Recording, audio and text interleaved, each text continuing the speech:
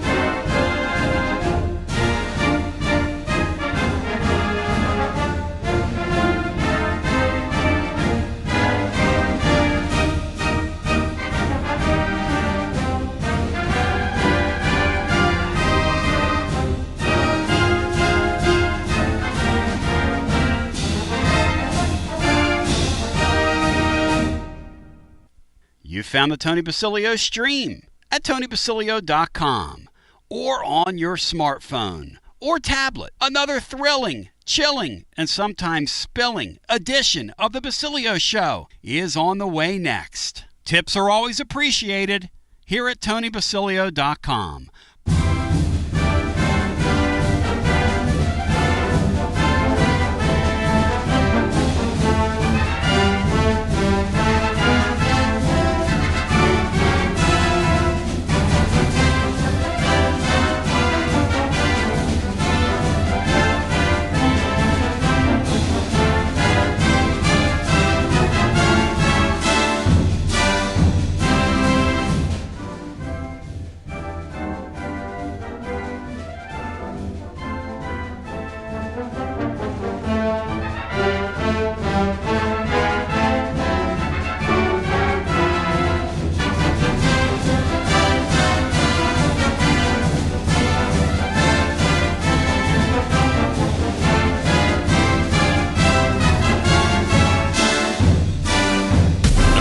WJBE 1040 AM, 99.7 FM. Translator W259AB. Powell, Knoxville. Yo soy Antonio. ¿Qué pasa, amigo? Man, we got a lot to talk about today. You miss a day, you miss a lot. You walk away, you miss a lot. I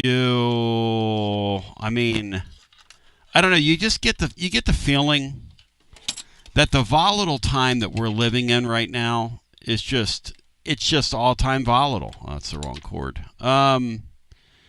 The volatile time that we're living in right now, when it comes to these sports, it's hard to describe, really. Because really today, I just want to get on here and talk about the baseball Vols. And Tony Vols in here having a fight and a snip fit. Hey, Matt, if the Vols aren't a baseball slide, what would you call that over the last 6 weeks? Tony doesn't like the word slide, and I love Tony. I went back and looked at the transcript last night, and I used the term slide, which is what triggered him. And then I went back and watched the game the other day, and Chris Burke said slide to him. So apparently we're not allowed to say slide.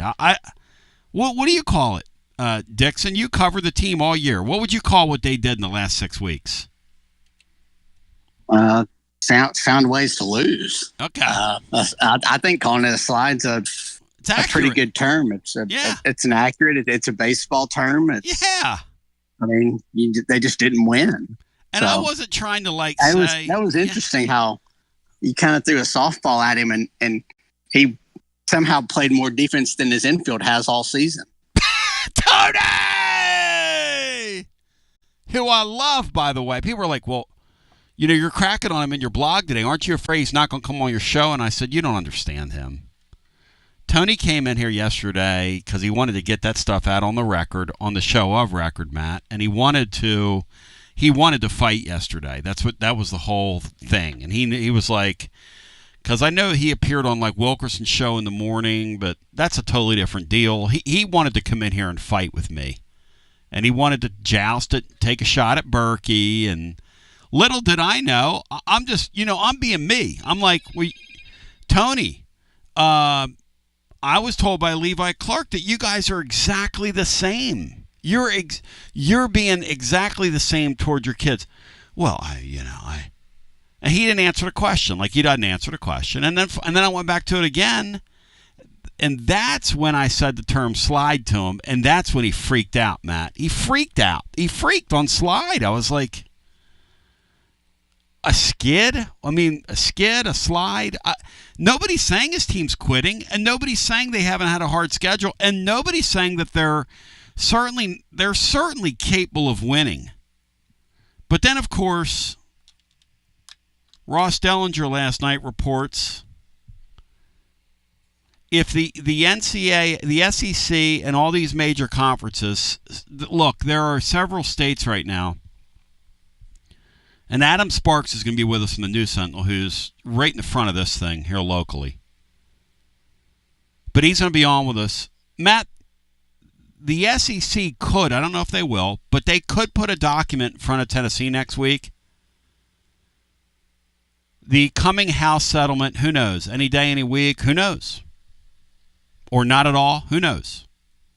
But with the coming House settlement, there's a thought that the SEC might stick a document in front of Tennessee next week and say, sign this.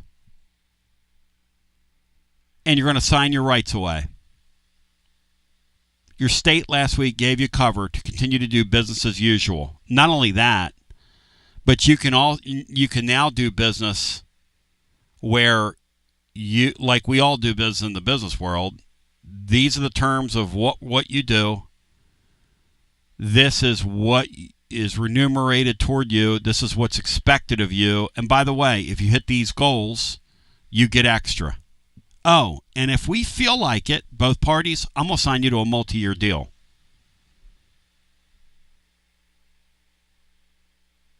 If you're the University of Tennessee, Matt, and they put a document in front of you next week, since your state has now created cover for you in the House settlement, are you signing that, Matt?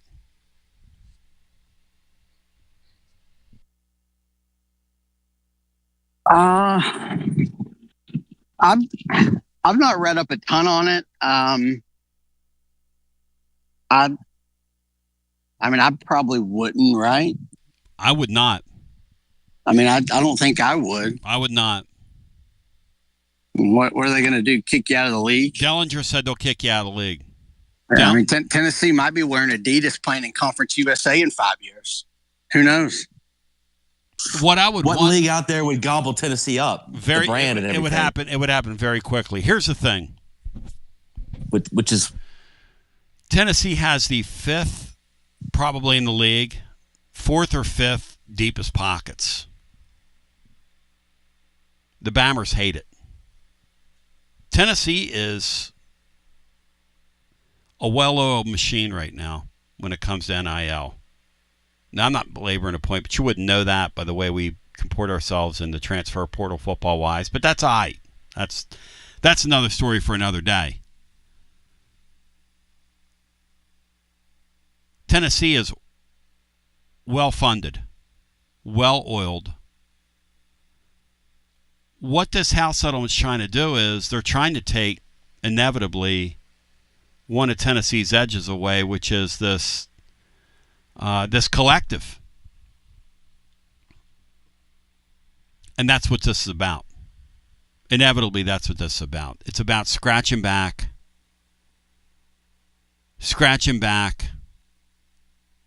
and putting everybody on a more even playing field.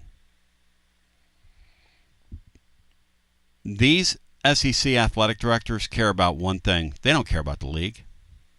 Brian, who was it that we had on here that said conferences are stupid? The whole concept of a conference right now is a really stupid thing. We shouldn't even have conferences. Who said that, Brian? Do you remember? It was a couple weeks ago on here. We have so many people on. You remember that, Brian? I don't recall that. Well, I want one of the callers who can remember, who's got a great mind.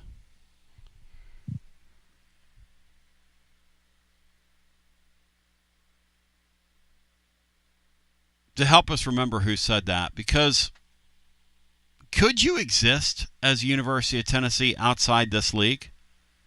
I mean, I'm just asking for a friend. I don't know. Was it Chris Lee? I don't know.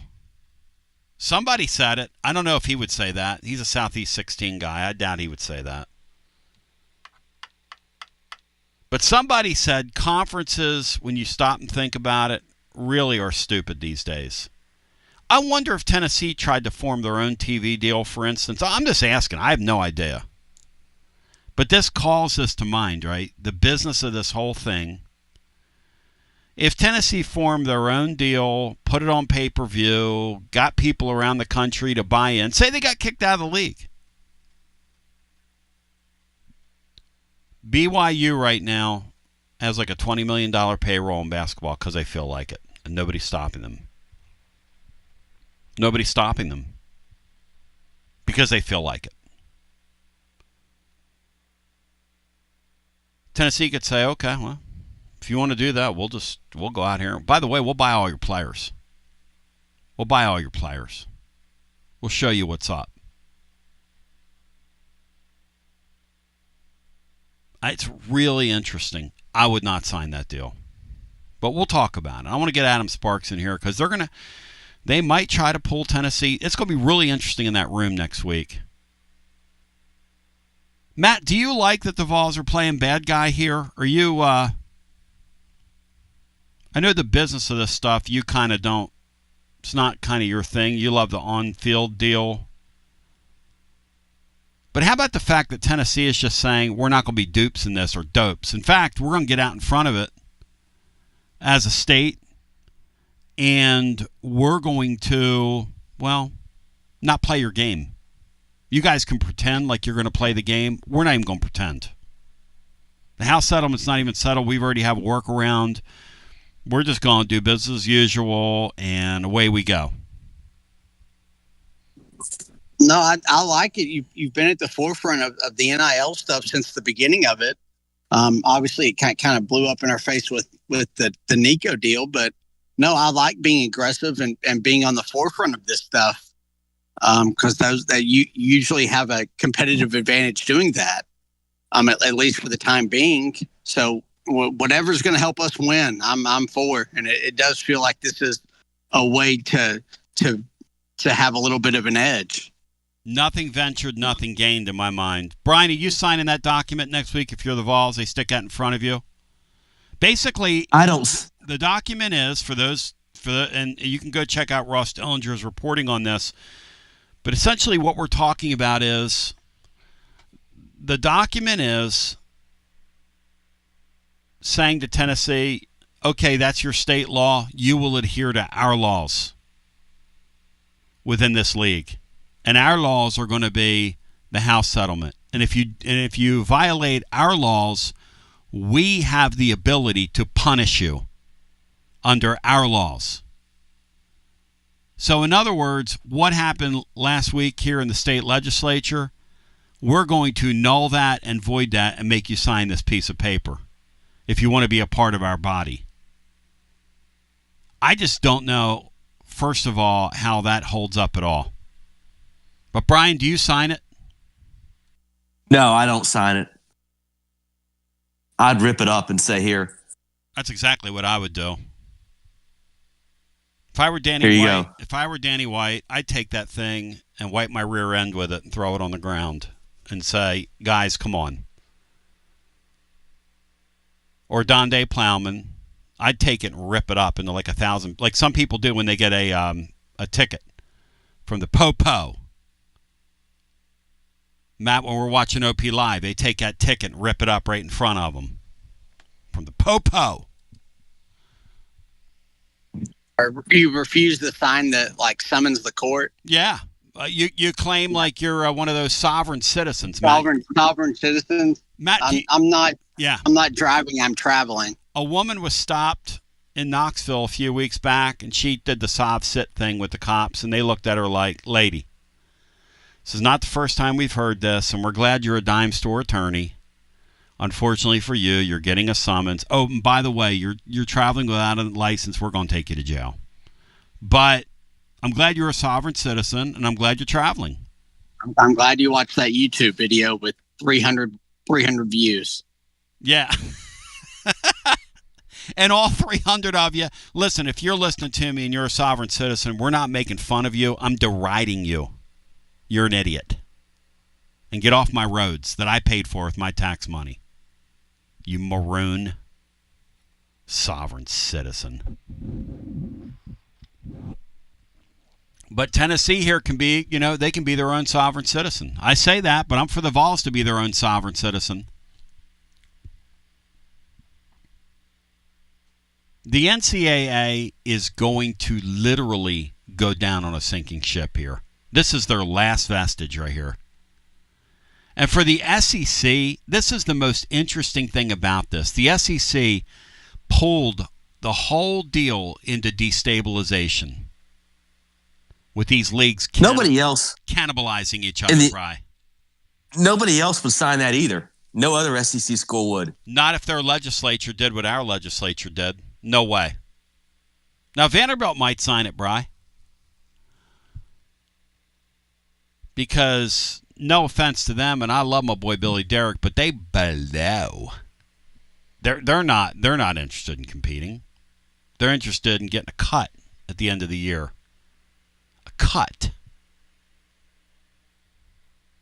But the face-off that's about to happen here, the fact that the House settlement still isn't settled and we got like 5 weeks till July 1st, and all this talk about, it's going to happen on July. It's not even settled yet.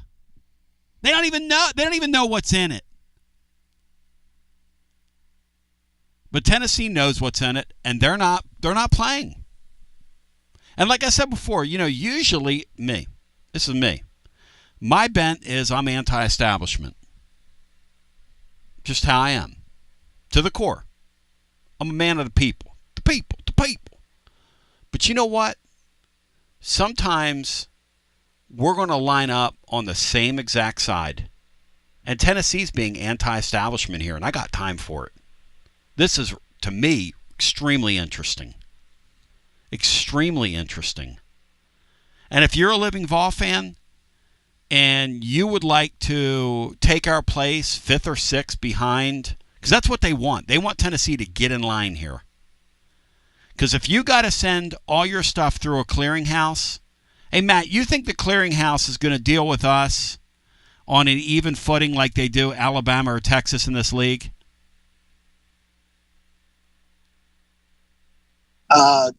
No. I still am not sure what this clearinghouse thinks they're going to accomplish. And that's the whole problem. I just don't think any of that's going to hold. None of that's going to hold up. Let's pretend. We're the NCAA. Yeah, Let's just pretend. We're going to make you sign a form. You know what this reminds me of? You and I are in a schoolyard, and we're little kids again, and you say to the little kid, I dare you to cross that line. And Tennessee keeps coming across the line. I dare you to cross that line. I dare you to cross that. This sounds like a bunch of 9-year-old kids arguing about something. And then essentially the grown-ups, that's the courts, show up and say, oh, by the way, recess is over. Put your little toys back and get back in here in the classroom because we got business to do. This is akin to what the NCAA is trying to do. You are flying at 30,000 feet trying to fix your airplane. Good luck to you. Good luck to you. Good luck to you. The cabin sprung a leak. Good luck to you. Or, you're like on the space shuttle back in the day and a couple panels have fallen off and you got to re-enter. The NCAA's got no chance. Come on now. They got no chance. Tennessee better damn not sign that form. They better not sign that form next week. Let's take a brief time out. We'll come back. The great Adam Sparks joins, and then I'll get some phone calls in. And after I talk to Adam, I'm going to ask you, if you're Tennessee, by the way, Bri, give me a score update because I'm not going to watch that game here in the Raymere studio. I've seen enough bad baseball. It is no score, bottom of the third, Bama batting with 2 on and 2 out. Matt, what do you think of the fact that Missouri's playing Bama off their feet right now? Poor Alabama. Sorry, you broke up on me about what do you think Missouri of the fact that Missouri's playing Alabama off their feet? Alabama's just not steamrolling them in this game. So well, Missouri really should have won at least one or two of the games when they played earlier in Tuscaloosa. They had a 5-0 lead in the first in one of the games. And then the other game, I think it was tied going into the bottom of the eighth, and Bama hit like a go-ahead home run. So they were actually been very competitive with the Tide. But obviously it's a little bit of a home field advantage for Alabama down there in Hoover. But it doesn't look like there's a lot of fans there, which makes perfect sense. Bama baseball fever, avoid it. By the way, Bri, do you guys want Missouri or Alabama? I guess Alabama would help our RPI. Is that right? You really don't want to inherit playing Missouri even one time. Is that right, guys? You don't, but normally I'm usually on the side of the underdog in games like this. So if this thing remains close, it'd be funny to see Bama lose the first game of this tournament. And David Horn's alleged son's pitching. Is that right, Matt? Yes. Yeah. But if you look at kids' bio, honorary VFL Sam Horn. But if you look up the kid's bio, that's not his parents. His parents aren't that. Anyway, take a brief time out. Come back with more Adam Sparks after this. Next week is the perfect week to check out your Knoxville Smokies in the brand new Covenant Health Park. Tuesday through Sunday, pick a game. Like Thirsty Thursday with half-off draft beers, Harry Potter Night and fireworks on Friday, Margaritaville and fireworks on Saturday, and get out early on Sunday and snag your Matt Shaw bobblehead. So much going on every single night. Get your tickets now at SmokiesBaseball.com. Life never stops moving, and between the 30-minute commutes, daycare pickups, weekly soccer practice, Tuesday night yoga, X number of coffee runs, and that weekend trip to Grandma's, you're racking up the miles. What you need is a tire that can keep up, a tire designed for doers, a tire that's going to last, like the exceptionally long-lasting Michelin Defender tire. With an 80,000-mile warranty and the safety and comfort you expect, you can forget all about the miles ahead and focus on getting to your destination or conquering your to-do list. Fleet Tire, I-275 exit 1B at East Woodland Avenue in Knoxville. That's Fleet Tire, I-275 exit 1B at East Woodland Avenue in Knoxville. Fleet Tire. Why is it so stuffy in here? Don't tell me the AC's broken again. Ugh. No matter the season, a broken air conditioner or HVAC system is a nightmare. And with warm weather here to stay, it's more important than ever to keep you and your family comfortable and safe before summer's heat arrives. If you need emergency HVAC repairs, routine preventative maintenance, or want to invest in a new system, then call the trusted HVAC experts at Pipe Wrench Plumbing, Heating, and Cooling. This month, get up to a $1,000 discount when you buy and install a new air conditioner or HVAC system. We make it easy with free on-site estimates for replacements and free second opinions on repairs. And if budgets are tight, we offer flexible payment plans including 0% financing with credit approval. Be sure to ask about our 10-plus year warranties that are 2 times longer than industry standards, so you don't spend a cent on unexpected costs in the future. So call Pipe Wrench at 865-264-8090 or book online at pipewrench.com to schedule your appointment today. And as always, same-day service guaranteed or the visit is free. Jeff Hall here. I'm a partner at Rather & Kittrell Capital Management. And here at Rather & Kittrell, we understand that life is full of transitions. Since 2000, our team of dedicated certified financial planners has been helping individuals, families, and businesses navigate these changes with confidence. From comprehensive wealth management to tailored retirement plans, we're committed to guiding you toward a secure financial future. Ready to take the next step? Visit rkcapital.com or call us at 865-218-8400 to start your journey today. Rather & Kittrell is a registered investment advisor. Out-of-town law firms have been swarming into East Tennessee lately. From Memphis, Chattanooga, and Birmingham, they've stormed into the area. Wouldn't you rather do business with a local firm? You know, a true neighbor. Marco Scarza and the pros at the Garza Law Firm are just that. There are neighbors and friends that support local causes year-round. The Garza Law Firm works to serve you professionally on criminal matters, injuries and accident matters, and Social Security and disability filings. The Garza Law Firm is here for you at garzalaw.com. The Garza Law Firm. Let us help.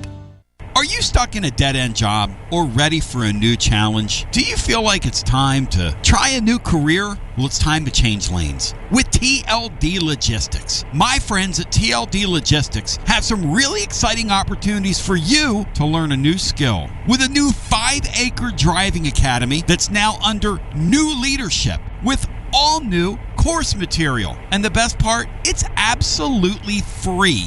What a great deal to set you on the road to higher pay. And TLD Logistics even offers weekly stipends to offset food and gas expenses. In 6 weeks' time, you could complete this course and be in compliance with FMCSA regulations. Then you're ready for the open road of opportunity. What are you waiting for? It's time to change lanes with TLD Logistics. Visit tldlogistics.com. That's tldlogistics.com. TLD Logistics.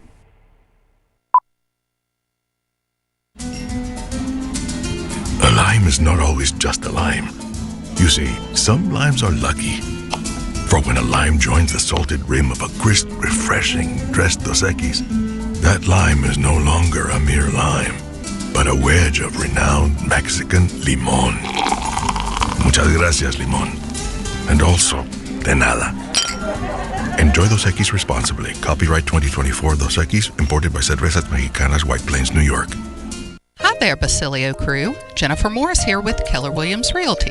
If you're thinking about selling your home, I've got good news for you. The East Tennessee and Knoxville areas are projected to have another strong year. I'll be happy to talk with you about the latest and greatest info you need. So give me a call at 865-694-5904 or contact me at nextmovesmokymountains.com. Hope to hear from you soon and go Vols. Josh Collins at Collins Insurance Agency.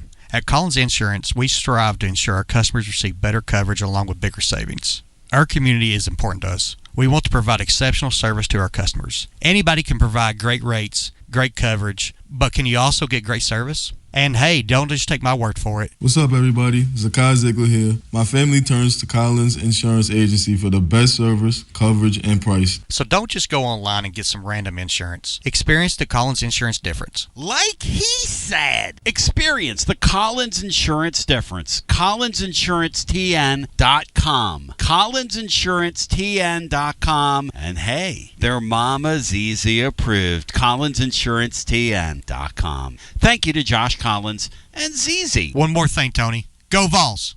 Preparing food for a big gathering can really take it out of you. That's why you need to call Calhoun's and check out their selection of party platters. Whether you're hosting a party for the big game, a reunion, or just an everyday gathering, a Calhoun's party platter is next level. Choose from Calhoun's always excellent chicken tenders, fly with Calhoun's wings, or boneless wings with a variety of dipping sauces, award-winning next-level melt-in-your-mouth barbecue ribs, or delicious spinach artichoke dip, or get one of each. Plus, if you're doing burgers or sandwiches, Calhoun's has lots of side dishes like spinach Maria, baked cinnamon apples, Smoky Mountain baked beans, or creamy coleslaw. Available in pints, quarts, and gallons. And to finish things off, pick up one of Calhoun's great desserts to go, including homemade cheesecake or key lime pie. Calhoun's, simply your go-to party headquarters. With 9 locations all over East Tennessee, you can order online and just pick it up. Calhoun's, one of the Copper Cellar family of restaurants, along with Chesapeake's, Copper Cellar, Corner 16, Cherokee Grill, and Smoky Mountain Brewery. Eat local, eat good. TB back with you, 865-200-5402. This is your Tony Basilio show. We're very pleased and blessed to be with you today. One thing living through this era is we're seeing things that past generations never thought was possible. The NCAA for the longest time was the behemoth everybody was afraid of. The big bad wolf, if you will. The Wizard of Odds, if you will. And now look at it. Hanging by a thread. The old boy is barely breathing, as the great Huey Lewis once said in The Heart of Rock and Roll. Let me bring in, without further ado, Adam Sparks on your TLD Logistics hotline. He of your Knoxville News Sentinel, Tennessee beat writer extraordinaire. And not only is he a beat writer and cover the beat, but he also looks and digs and ties things together and is kind of a student of history with all this stuff. And he come on with us Friday and talked about this law basically, as it was being dropped, and explained it to us, and was like, Tennessee's not free to move about the cap. And then these leagues, Adam, you said, as I bring you in last week, because I listen, you said the state of Tennessee is not the only state that's doing this, but Tennessee's law gives them more freedom than any of the other states. Ross Dellinger had a report last night, and Adam, thank you for joining us on short notice, but I appreciate you being here. Ross Dellinger had a report last night saying that these power leagues are now telling these members, you got to sign something here that binds us all together, and essentially mutes whatever your state is saying at your state level. And if you step out of bounds, you got to go through the clearinghouse of your players, and if you step out of bounds, we're going to be able to punish you. Adam, is that a correct read on what's going on here? Yeah, I mean, there's a number of state laws that are similar to Tennessee that have already been drawn up. I think Virginia was one of the first ones, which is interesting because Virginia is the other state that was part of Tennessee's lawsuit against the NCAA over NIL last year. But most of these other state laws are crafted in a way to sort of be a partner to the new NCAA system coming, to sort of recognize that direct school-to-player pay, like that's legitimate and that's fine, and our state is fine with that. And so it's sort of – these other state laws have sort of said, hey, the thing that the NCAA is about to do, like we're just revising our state law to sort of be a partner with that. The difference with Tennessee's is that they added language that says, yeah, we're going to be a partner to that until there's a lawsuit, and then we're going to be the enemy of that system, and we're going to opt out of it.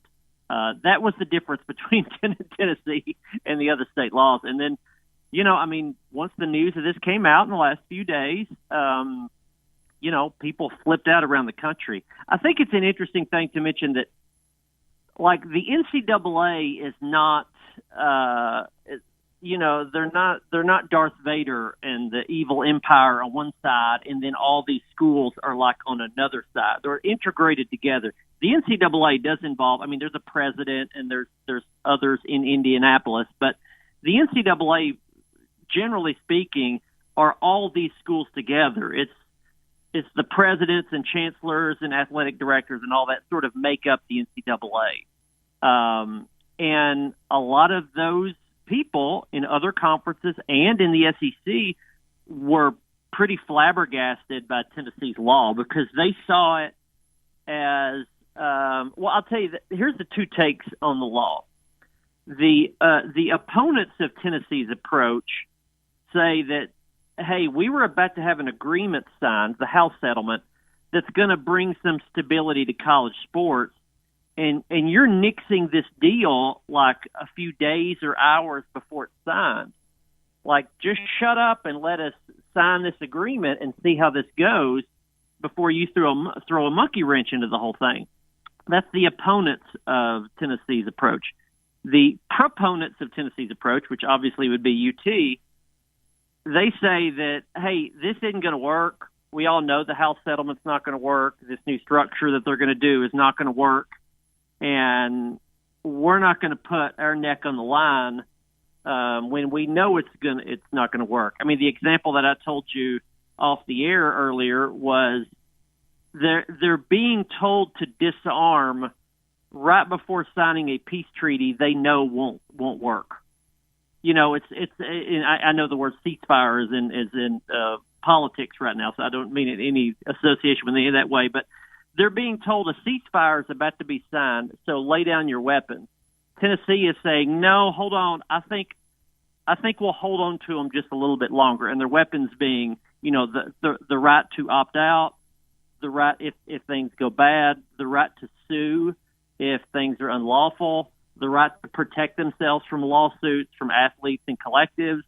They think all those things are coming. And by the way, the people I talk to around college sports also acknowledge that. They don't think this House settlement is going to work. but they thought Tennessee was being a little presumptuous by putting that into a state law, sort of acknowledging that they think it's not going to work.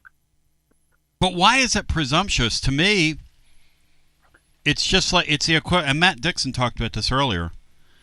It's the equivalent of we're now in the NIL era. We're going to be the first to acknowledge it. And we're going to sign Nico to at that time, what we all thought was an $8 million contract, which we now know these contracts are year to year, like and fleeting. But still, they were first to get out in front of that, fly this kid around the country. It all seems kind of silly now, and it didn't work inevitably, but there's no harm in trying, and Tennessee was first there too, Adam, weren't they? Yeah, and I think, a lot of this comes down to Tennessee probably has the lowest amount of trust toward the NCAA, and the NCAA probably has the lowest amount of trust towards Tennessee. They're partners when they have to be, which they were in the Jeremy Pruitt case. But here's sort of the two outcomes. Okay, so the House settlement's probably going to come in the next few days or whatever. It'll be all these new rules, revenue sharing, the NIL vetting system, and all that is going to be in place by this summer. It could fail quickly. A bunch of lawsuits come, and it fails within a few months or a year or whatever. And then this whole system blows up. And whether you followed the rules of the House settlement or you didn't, it doesn't really matter because we're moving on to the next stage. That's if it fails quickly. But if they try to tweak it here and there and hang on to things and try to make it work, let's say for 5 or 6 years, and Tennessee is found to violate some rule in there, or their NIL deals are suddenly void, then you could take a huge step back. And in we've seen at Tennessee how a couple of bad years can lead to a decade of bad years. Amen to that.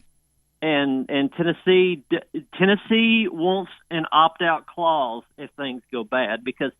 And Ross Dellinger was really good about reporting this, that he was thinking an ACC convention and Deloitte, which did the NIL clearinghouse, they're going to do the NIL clearinghouse. They looked at old NIL deals, and determined, I think that 70% of them that's right, would not even be valid in the new system. And I think almost every deal that was invalid was by booster collectives.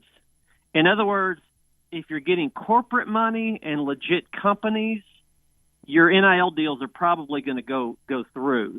Yep. If it's collectives and money from individual fans or groups of fans, that stuff's not going to go through. Well, so, I will speak for my man James Clausen. It's none of their business where the money comes from.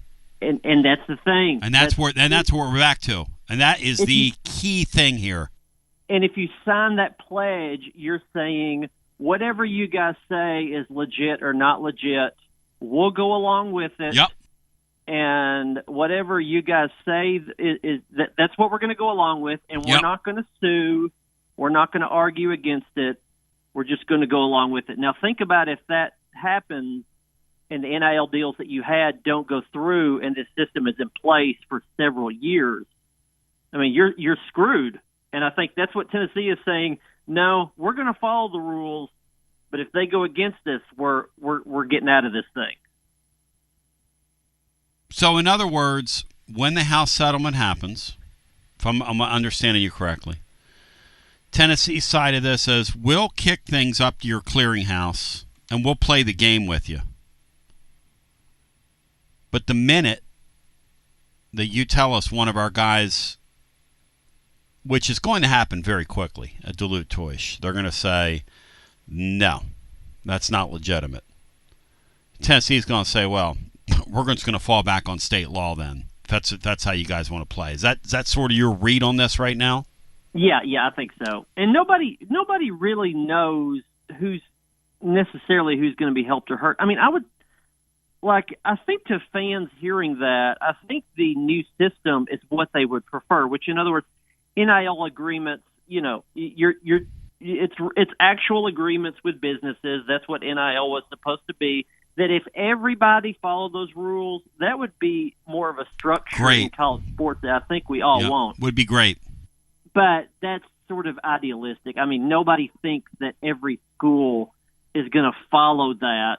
I mean, that just goes back to the old system of, nobody pays players under the table. Nobody. And if the one school that got caught doing it, that's the only school that was doing it that was violating that rule. I mean, that's an eye roll. I think it's even more so now.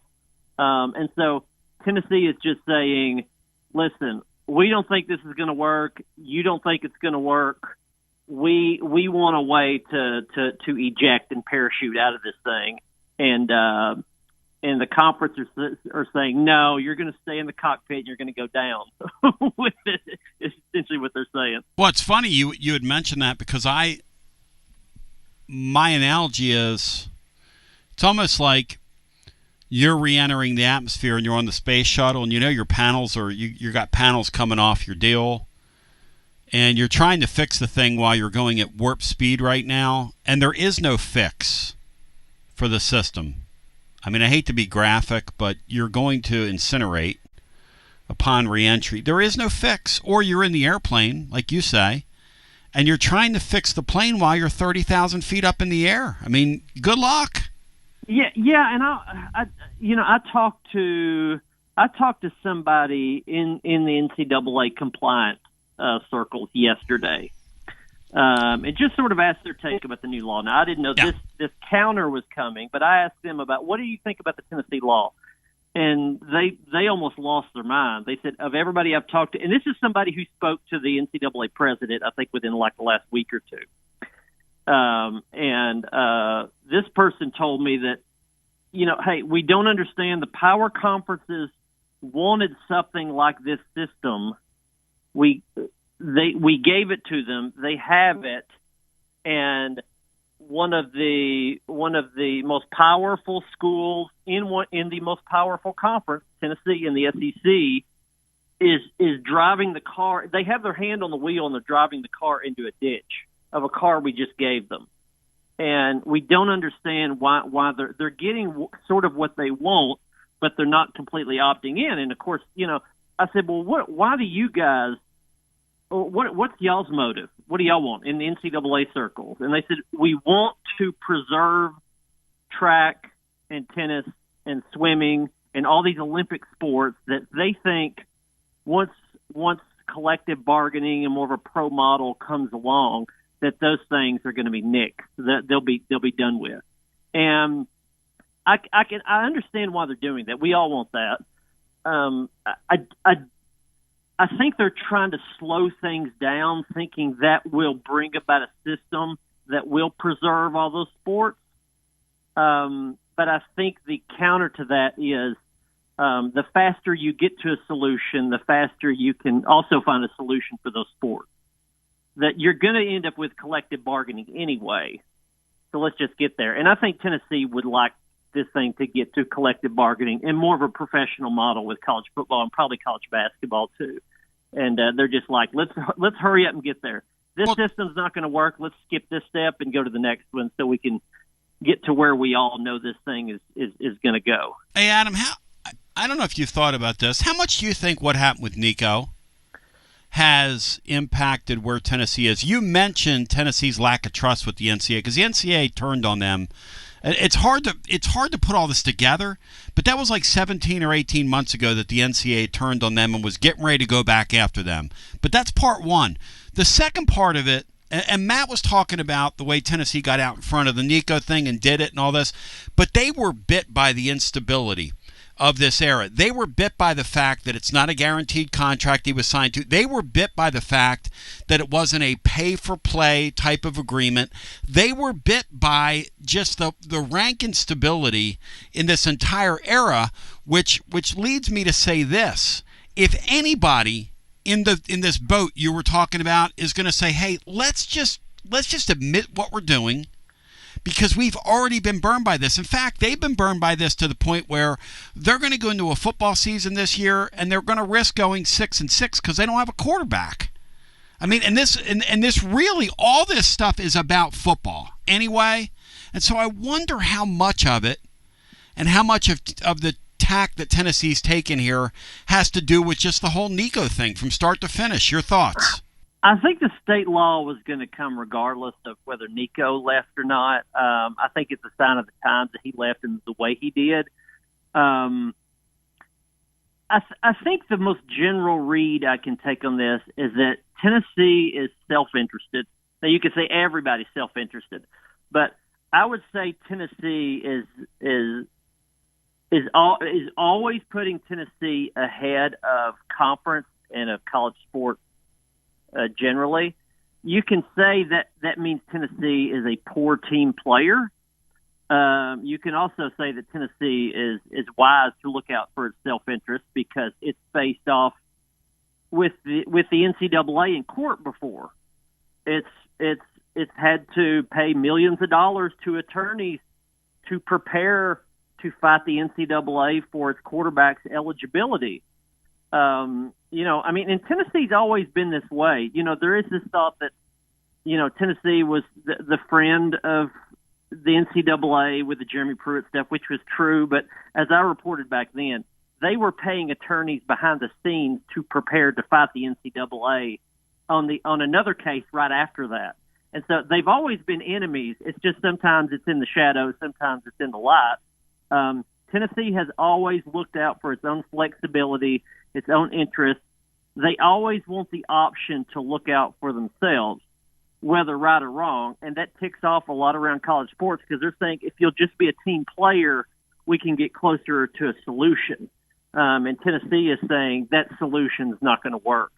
And it's just so interesting because you don't know step by step which is the best way to do it. And I don't know if this is the best or not, but Tennessee certainly wants the flexibility. And by the way, through all that stuff that you mentioned and I mentioned, they did find a new weapon, a new tool that I think they hadn't considered as much before, and that's government. UT's always been tied into state lawmakers, but they are in this era more than any. Yep. And, the first time that I uncovered that document in the Jeremy Pruitt case where the Tennessee Attorney General sent one short letter threatening a lawsuit against the NCAA if they put Tennessee on a bowl ban, the fact that worked or that was part of the case that worked and they didn't get a bowl ban, I think that opened their eyes to think, wow, we can do this for anything.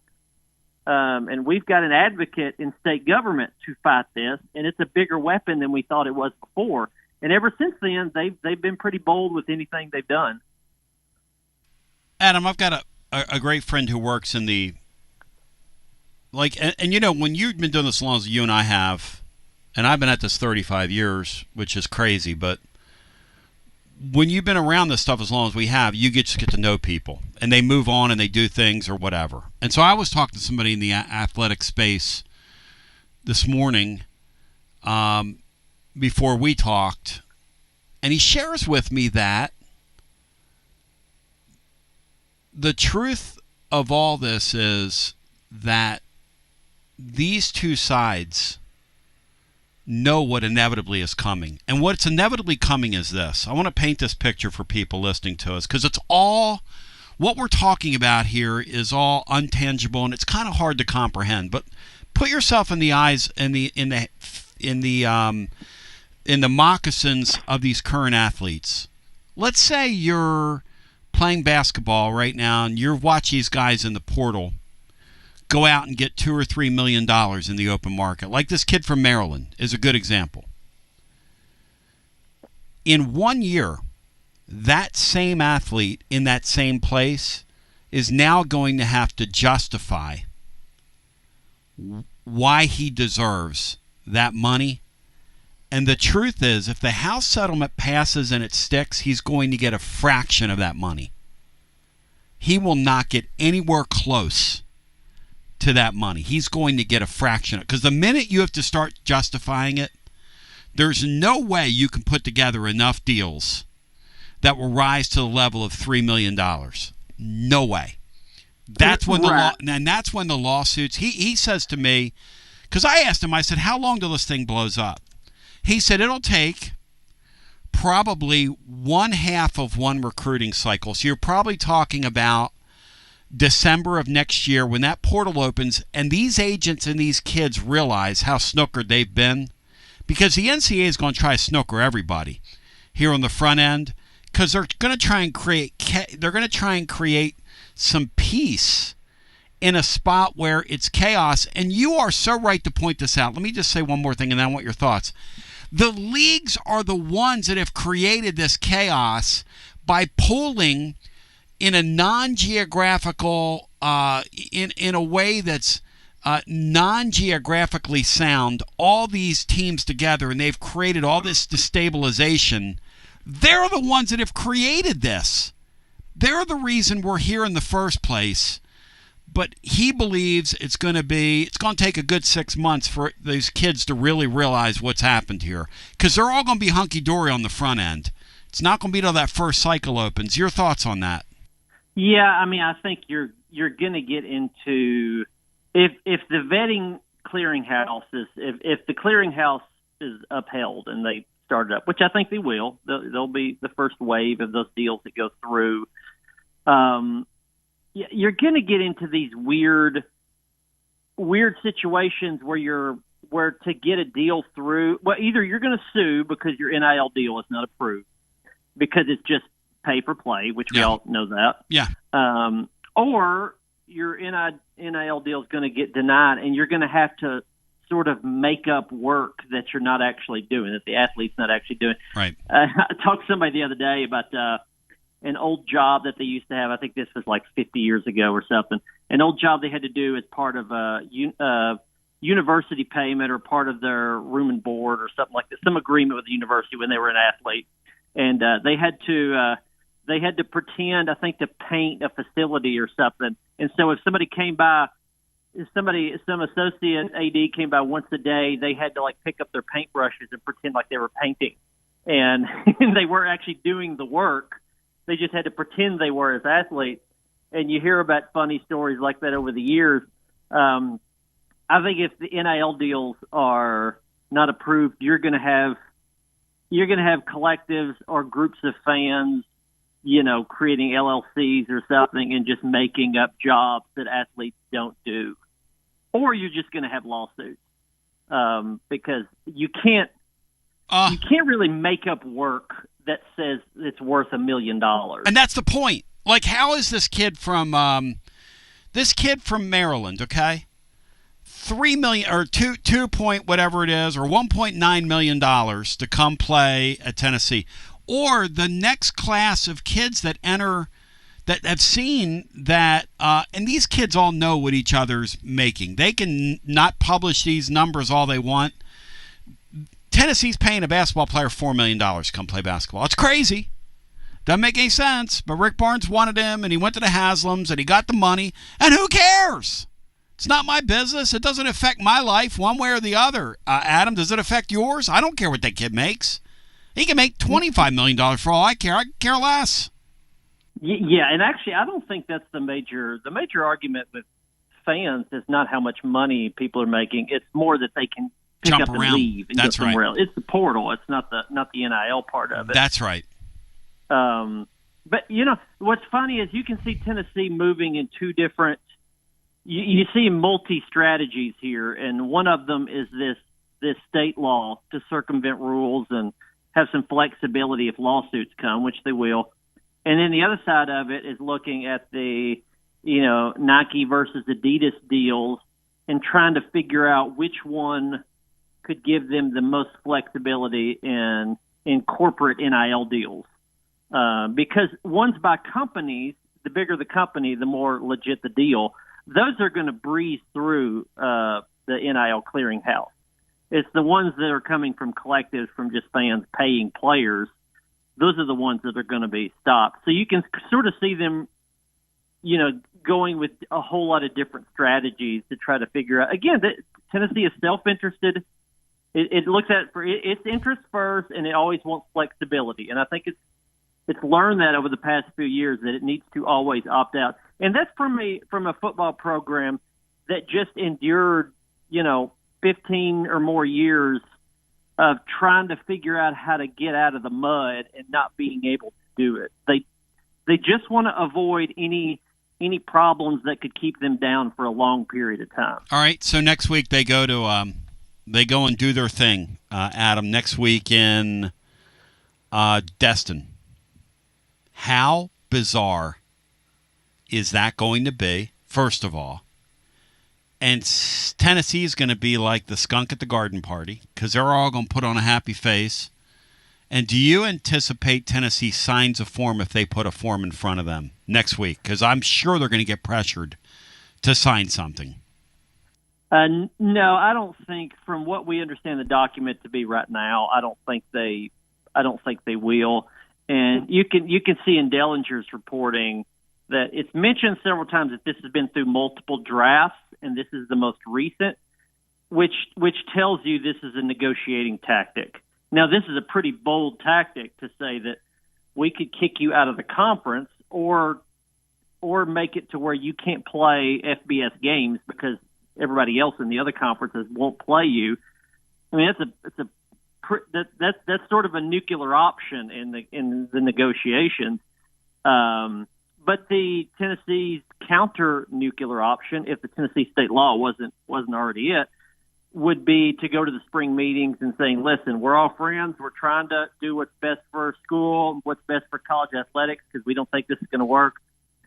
But if we're not on the same team and you make us sign that, you already know our attorney general. You know him pretty well. You're going to know him again. In Tennessee, I think, if expulsion was ever actually on the table, which I think that's a bluff, then you would get into Tennessee suing the NCAA, or in this case, probably suing the SEC, and then I'm headed back to a federal courthouse, I guess, to cover more sports. In quote. Adam, you're back. You're going to go back to a federal courthouse in the next 18 months. Because even if that thing passes, we're going back to a federal courthouse. We know that. Even if Tennessee says, okay, I'm going to lay my arms down, there will be either incoming athletes in the major college sports, kids that are in the portal next year, people Tennessee's involved with. Because here's the bottom line. If Tennessee thought that these people were honest brokers, or because these schools don't trust each other inevitably. They all are the NCAA. None of them trust each other. It is like the mafia. This crime family thing is a great analogy because they're all now you got four families. You used to have five, but the Big Ten, they dissolved. So now you're down to four families. None of them trust each other, Adam. You know that from doing this. None of these people trust each other. Right. That's right. Yeah. But they're being asked to trust the system because they're all in the same that they created. They're all in the same mess. Yes. And they just look at Tennessee as not even really giving it a chance.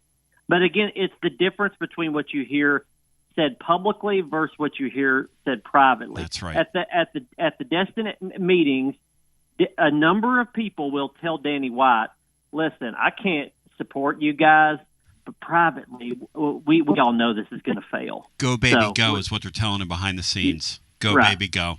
And here's the thing. Donde Plowman, her leadership through all this, and I'm talking about post the mess that Fulmer and those people made, the COVID stuff, you talk about an adroit leader of people. She will have a statue over there one day because we have seen some people in her spot that were kind of clownish. She will never meet that description, in my opinion. No, and I'm just curious to know how much of this is Dondi, how much of this is Danny White, how much of this is just the whole team. Yep.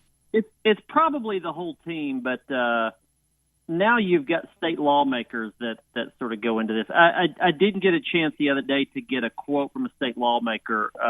I did talk to the representatives behind the scenes a few times, and I suggested, hey, should I talk to this lawmaker or that lawmaker? And the timing, the scheduling just didn't work out with the story. But I was told by some representatives, no, this person is pretty proud of this. No, this other person wants to make sure their name is put forward on this. And so you can now sometimes lawmakers can really screw up progress in a lot of areas of life. Yeah. But so far, these tend to want credit more than they want blame. And where this thing goes could change that. It's funny you mentioned that because I understand that one of the people that was key in drafting this whole thing and kind of championing it is actually a Memphis grad. Is that right? Yeah, Memphis grad and state senator, I believe, in Memphis. And now if you look at who's on the bill, it was a House bill originally, then it was a state Senate bill, just because some of the language was changed. And I mean, you can go to the Twitter profiles of some of the state lawmakers on there, and you'll find some notable ones where their profile picture is them at Neyland Stadium. So they're sort of all on the same team here. But yeah. One of the I think the author of the bill is a Memphis grad, a University of Memphis grad, and is a state senator in Memphis. But they're all sort of on the same team. I'm talking to Vandy, I hope later today. I was going to ask you about that there to find out if they even care at all about this. I was going to ask you next week when they put the document in front of Vanderbilt, will they sign it? I would think so, yeah. I mean, there's a clause in the state law that says a private university can opt out, right? Being private, you can always back out because you're not a publicly funded institution. But they can do that. But I would think, given the option, Vanderbilt will play ball with the SEC as much as they want to for obvious reasons. Which is that big, huge check at the end of the year they like. That's right. That check still comes in the mail. That deposit still goes through every year. Even back in the day when I covered Vanderbilt, there were always conference schools that would say, hey, make them improve this or improve that or kick them out of the conference. Vandy's made a lot of improvements in the facilities and all that, but they have not changed their approach of being very conciliatory to very, very much in agreement with whatever the SEC needs. Adam, you're the man. If folks want to read more as this story unfolds, you're going to be all over it. You and I were talking, you got plans to really deep dive into this thing. So how will they follow you along? How do they follow along? Yeah, in print, Knoxville News Sentinel, online, knoxnews.com, on Twitter, at Adam Sparks. And I'll have an explainer for a lot of this stuff. That'll be coming out a little later today. Thank you, my brother. I'm going to need that. Good talking to you. All right, good to be on. Thank you. The great Adam Sparks, one more time. Matt, you and I were talking to each other. I know enough about this to be dangerous. He knows more about it. I think it's safe to say, Matt, you said this earlier in our little intercommunicatory chat here, that anything Donde Plowman's for, I'm for in this deal, Matt, right? That's kind of a good side to land on here. Oh yeah, absolutely. I think she's the best leader the University of Tennessee's had in a long time, and she's obviously been at the front of this, been a face of it. She stood up to the NCAA, has the university's best interest. So yeah, whatever Donde Plowman's for, I'll be for that as well. So whatever side of this she's on is which side I'm on, to make it really simple. She's pretty damn cool. She's next level. Yeah, she's next level. Pretty damn cool is a great way to describe her. As we take a brief time out and come back on the other side, we'll get Brian to give us a score update on what's going on in Hoover. And then we'll continue. And I'm going to get your thoughts on this. If you're the University of Tennessee and they put that document in front of you next week, you sign it just to make this go away. Is that what you do? You just kind of make peace with them? Is that what we want to do? We make peace with these people? I mean, we do want to be a member of good standing, don't we? Don't we want to make peace with them? I mean, it's my nature just to sort of go along and get along and not buck the system. That's my nature. I got so much time for this. It's incredible.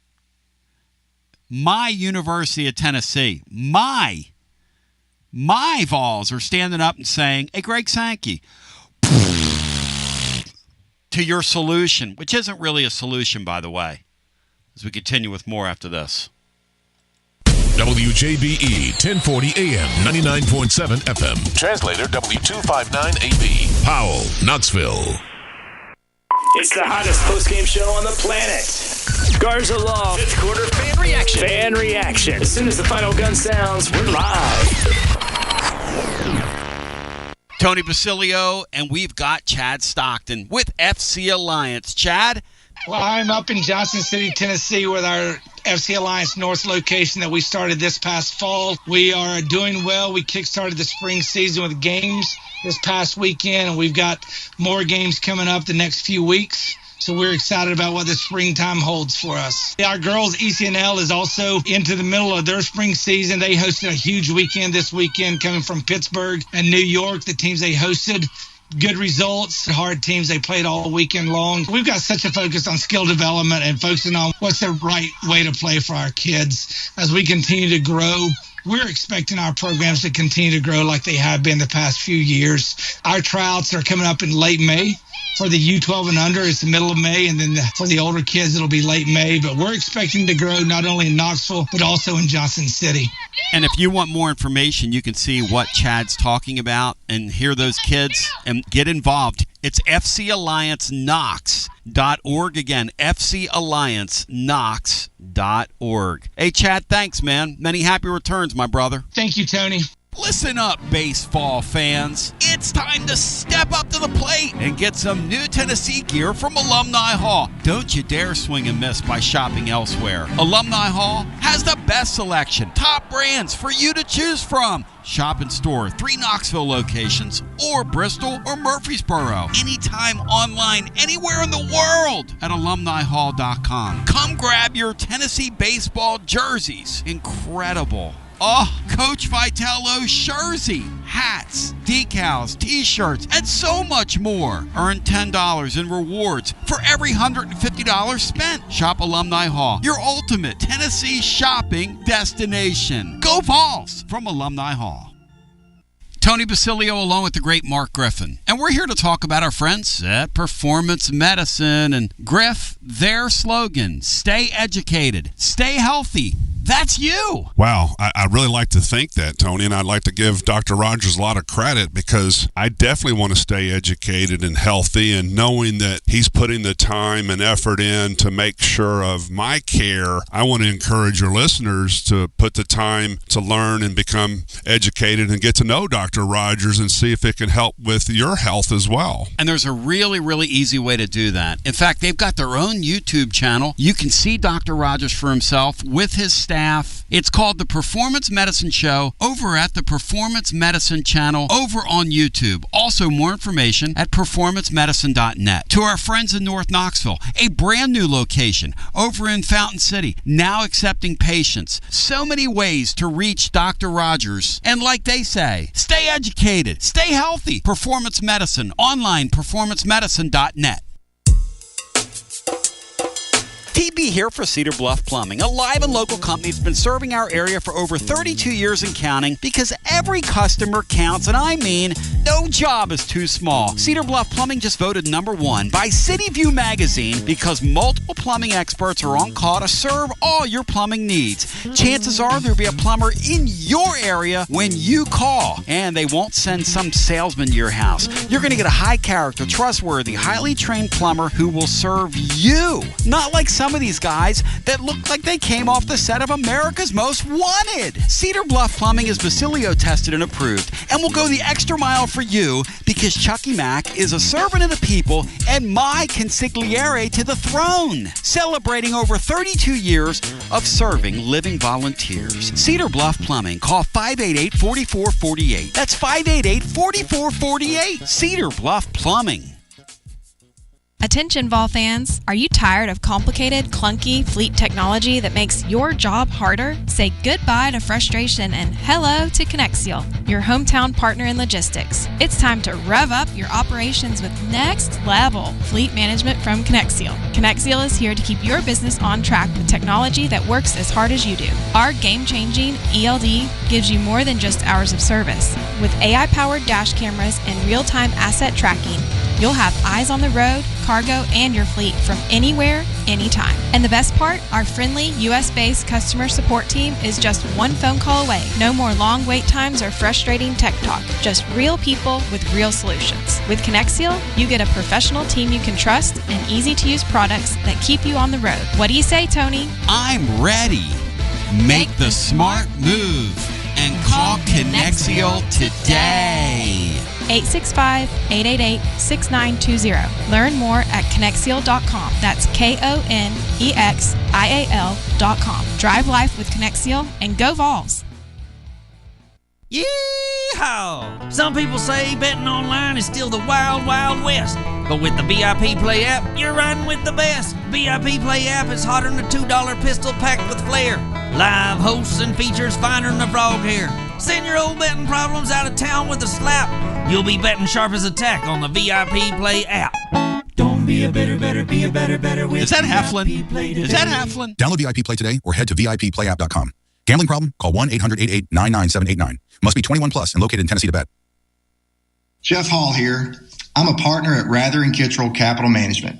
Life is full of transitions. Planning for retirement, managing investments, or navigating major life changes. Here at Rather and Kittrell, we're here to guide you through every step. Visit rkcapital.com or call 865-218-8400 to start your journey toward financial clarity today. Rather and Kittrell is a registered investment advisor.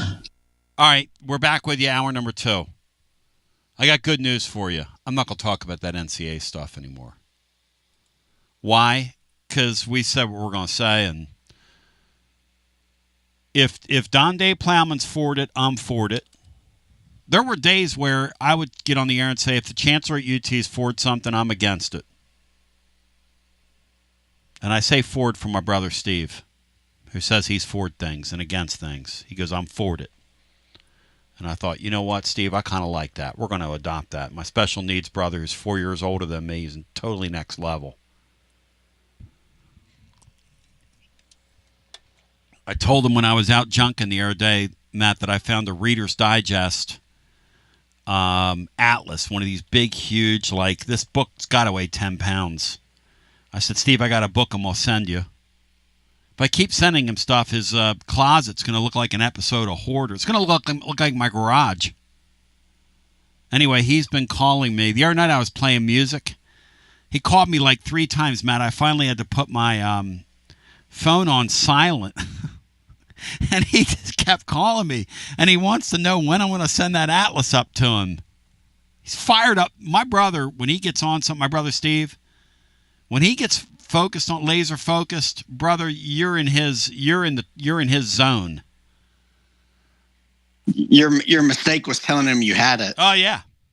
So you need to get Laura to mail that to him today. Well, I was all like, totally stacked, jacked, and packed that I found it when I was out junking. But let's move along here. Hey, Matt,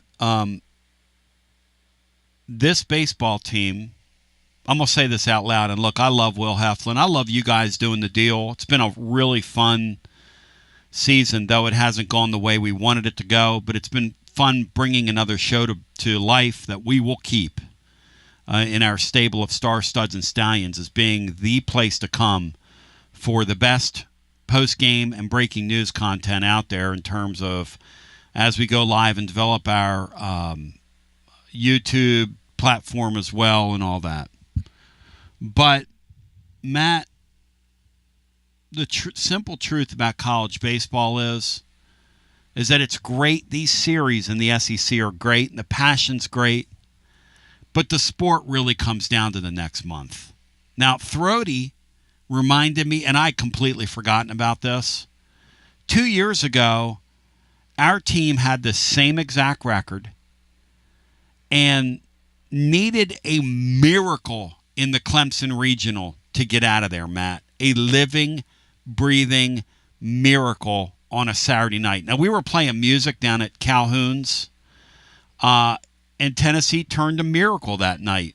A living, breathing miracle to even get to Southern Miss.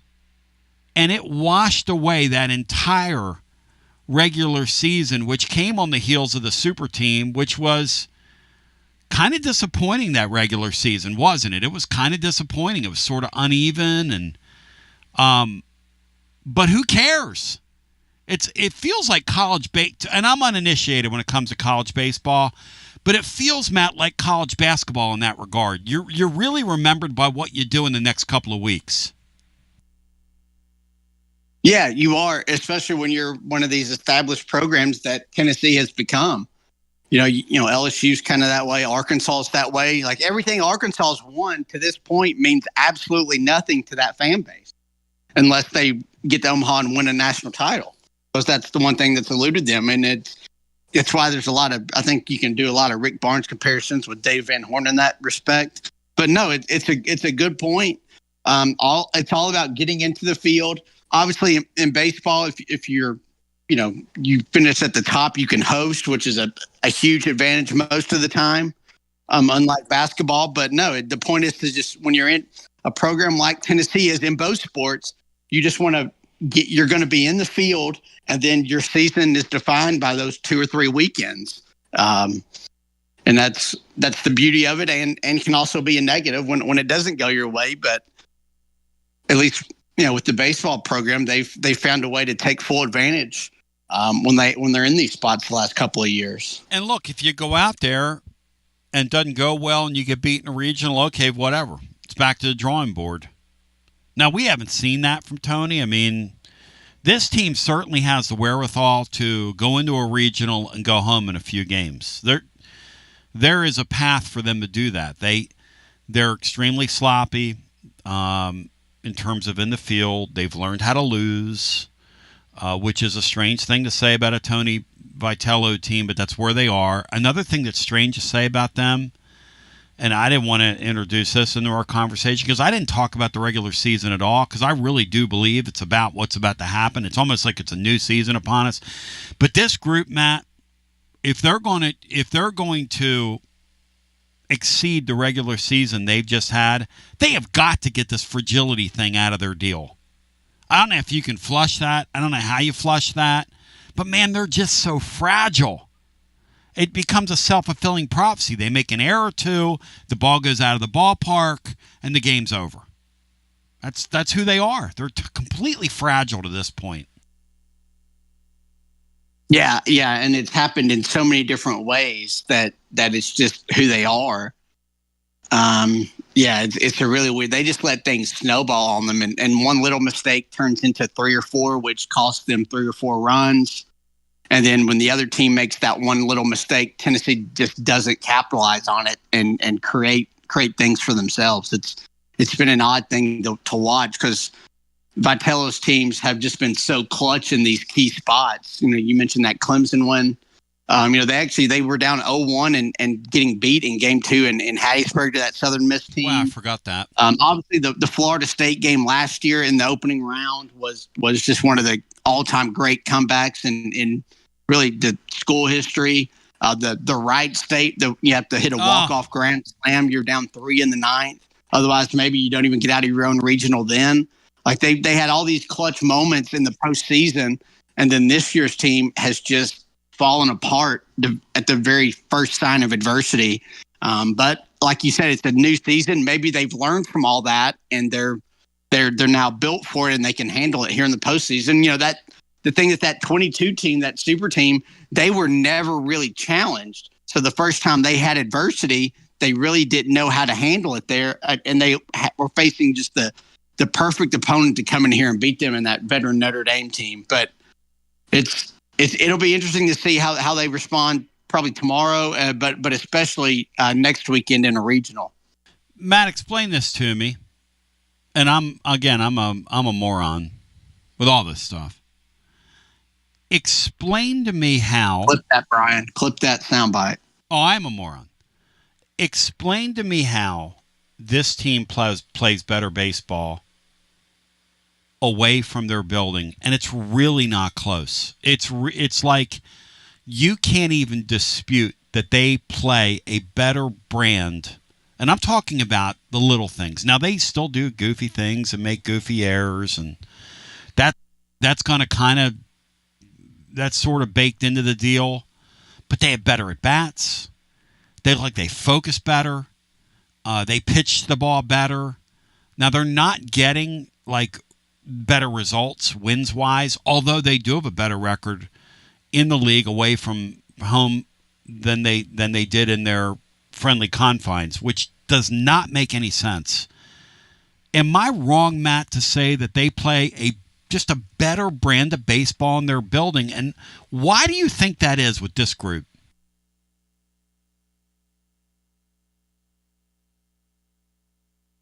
No, it's really odd. It's been that way really all conference season.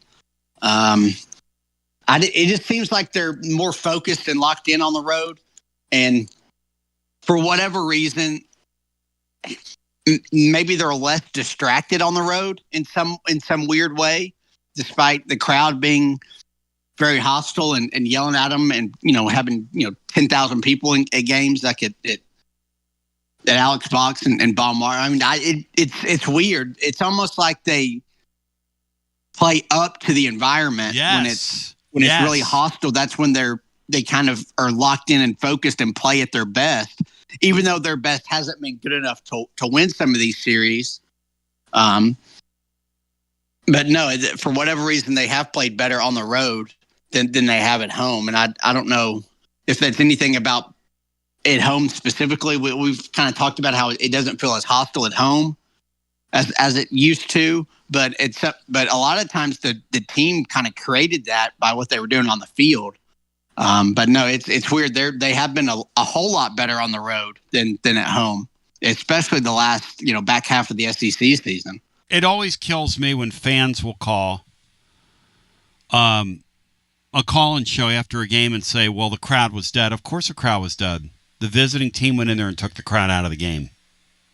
That's why we have a saying, taking the crowd out of the game. Unless you give, hey, that LSU bunch at night after that rain delay, because I watched a game, and then I fell asleep, and then I watched the end of the game. The couple thousand people, I don't know, 2,000 or 3,000 or 4,000 crazies that stayed there in like a 3-hour rain delay, I think it was, on that Friday night. Because the game didn't end at like 2:10 Eastern time, because I remember thinking to myself, it's 2:10, I feel violated. And then it was worse when I was looking at the clock and it was going, it's 4:30. I've just lost sleep over my baseball team. What the hell's wrong with me? Because I know it's a postseason sport, like Matt's saying, and I knew we were going to be here anyway. But it aggravated me so badly to see us make 2 errors and throw a game away. We should have won. Because at that point, I knew, oh man, this team's going to lied. Going to I'm not allowed to use that word. Anyway, so here's a simple truth, though. I don't know whether it's better for us to go down here to Hoover and get beat tomorrow and just get out of there, or to win a few games. I don't know if any of us know that. Matt, another thing that throaty, because I don't remember all this stuff like you guys do. I try to live in the moment and serve people and go for full burnout. I'm like an adrenaline junkie, as a buddy of mine once told me. So with that in mind, would it be better, because that team that went to Clemson and won that miracle game, throat wrote, they got beat their first game in Hoover. Is that right, Matt? They got beat their first game. Is that right? Yeah, by I think it was to Texas A&M. They only had like 1 or 2 hits, and they got shut out. They had a junk pitcher going. Yeah, that's exactly right. One of those lefties that throws 50 miles an hour. And we cut a total promo. Yeah, one of the incidents where Vitello got into it with a Tennessee fan behind the dugout. Yes! He was yelling at him the whole game. Yes. Tony's thing. Yeah, they were one and done in Hoover, and then went and made it to Omaha. Nutty Tony. You're either with us or you're against us, screaming at his own fans. Tony would have made a great wrestling manager, Matt, back in the day, wouldn't he? Anyway, moving along from that. Vitello would be great at whatever he chose to do. Is it better, Matt, to go there and win a few games, or to go down there and just get out of there and just set your rotation and heal up, get you like an 8 or 9 day rest, which is what you would do here. Get you like an 8 or 9 day rest, and just start the season anew? What's better for this ball club? I think they need to win a game or two, just to create some positive momentum a little bit. You're going to have enough a full week to get your pitching lined up. I think you'd like to win a game or two down there.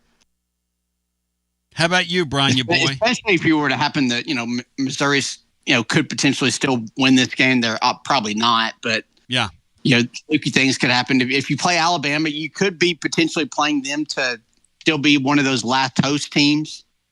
So that could be a factor, and especially if you were to beat Alabama and then Texas on Thursday, you would be right back in that conversation. And of course, we could also debate whether that's even a good thing or not, because as we've talked about, they've been better on the road, and playing down there would kind of further cement that, because it'd be basically a road game against Bama tomorrow. Hey, Brian, you boy, I'm not trying to be funny here on you, okay? What's the score in the game? Because I'm really not watching it in the studio. I'm not exposing myself to this today.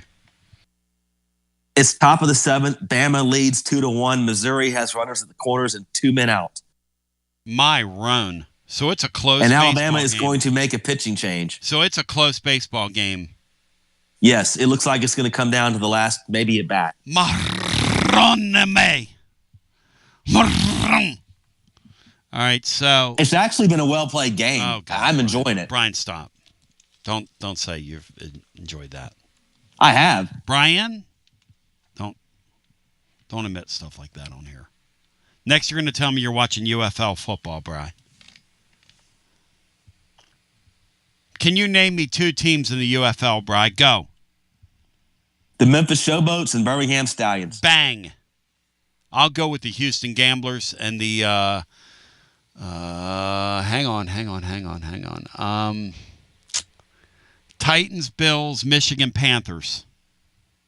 And then The Rock has a team named after him, which is sort of ridiculous and absurd. And the Brahmas. Yeah, that's right, Rock. We all care. You talk about the worst. All right, Matt Dixon's going to give me 3 places. Matt, are the Vols going to host this first round, or are they going to go on the road? What say you at the eve of this thing? The eve of destruction, Barry Maguire. What say you?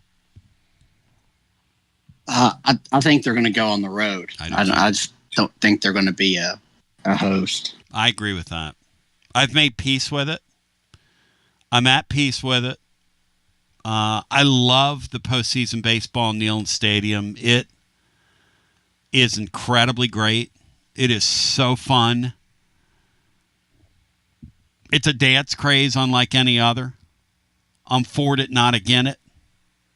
I really wish it would happen. The several thousands of you that would fire up your grill, focus yourself, and prepare. I'm for it, not against it, but I don't think it's going to happen. So I'm going to ask Matt here momentarily to give me the 3 sites he would like to see us go to, and we will unpack that. Before we stack and unpack that, and by the way, if you want to jump in, we're wide open for your phone call, which means we've got no calls, at 865-200-5402. Up for grabs. Your thoughts on this baseball team going into this deal. Your thoughts on if the NCAA at the meeting next week puts a document in front of Tennessee to sign, do you sign it? Yes or no?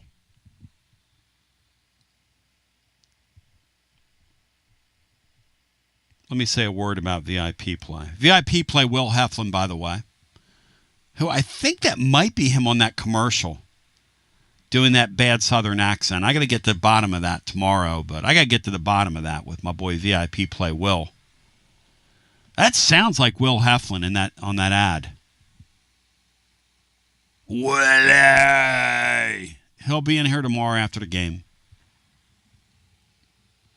Soon as the game goes final, live on the original Garza Law Extra Innings. Matt, do you plan on being in here with VIP play Will tomorrow, win, lose, or draw? Will you be in here? Yeah, I'll hop on. I'm not gonna make we'll throw complete games. Absolutely, I'll jump in. Matt comes in and helps him out of the pen.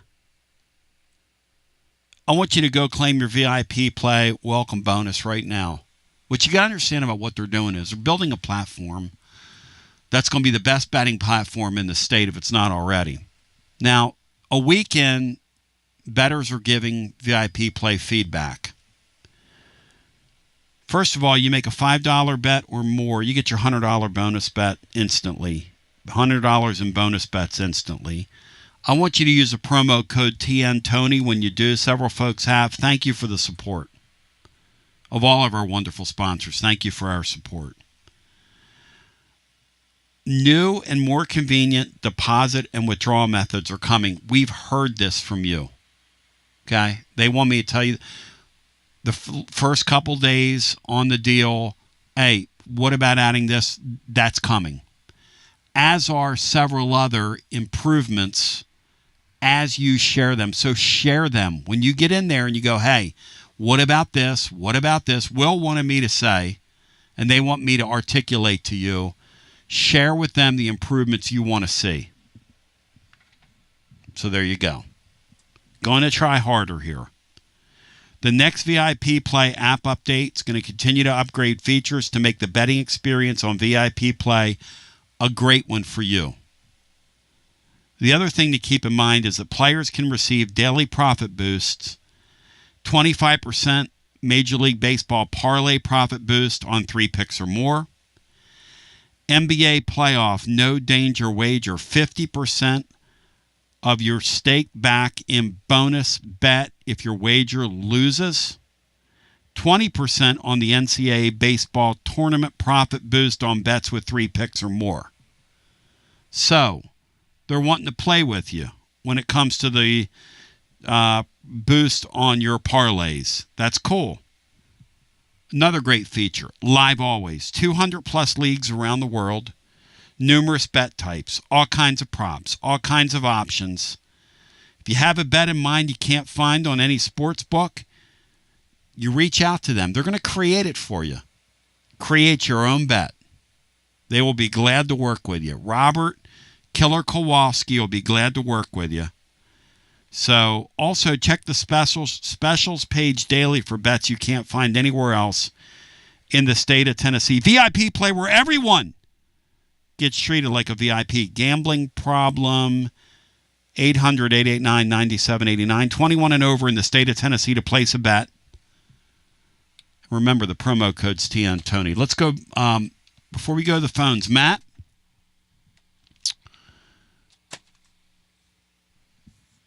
What 3 spots, if we're not in Lindsey Nelson Stadium, and let's see how this works out for you. Matt's going to give us a pick 3 here. We stay with our gambling feature. Go ahead. Yeah, well, I mean, obviously, even with the struggles, I still think it would be better if Tennessee were to host. But if they go on the road for a regional, and knowing that it's kind of geographically designed, my top two choices would be Georgia Tech, who is like the 4th, maybe 5th best team in the ACC, but because of quirky schedules and games getting canceled, actually won the regular season title in the ACC. Okay. And that's obviously a pretty close drive for a lot of fans. All right. And then my second one would be Coastal Carolina, because that would be a beach trip as well, which is kind of can be selfish for fans. Let's but also go. You could potentially, if Tennessee were to hold Liam Doyle in that first game, which again, I'm not sure you can do that if you're a 2 seed, but if they were to do that, you could potentially have Liam Doyle facing his former school for the second time in an NCAA tournament game, because he played his freshman season with the Chanticleers, who, by the way, won a national title in 2016 as a 4 seed which is one of the crazy, like the equivalent of like a 12 or 13 seed in basketball, cutting the nets down. Hey, Matt, since they won the Natty, excuse my ignorance, what kind of program has Coastal had? They've been really good. They They hammered Vandy in a 2-3 game last year in the Clemson Regional. They're kind of a perennial tournament team.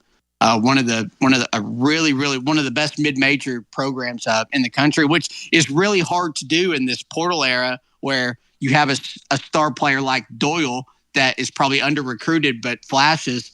They get recruited off your roster, so it's hard to stay at this level. But they're kind of a perennial tournament team and a really solid team, and they're a top 10 team this year. Actually had a better season than Tennessee.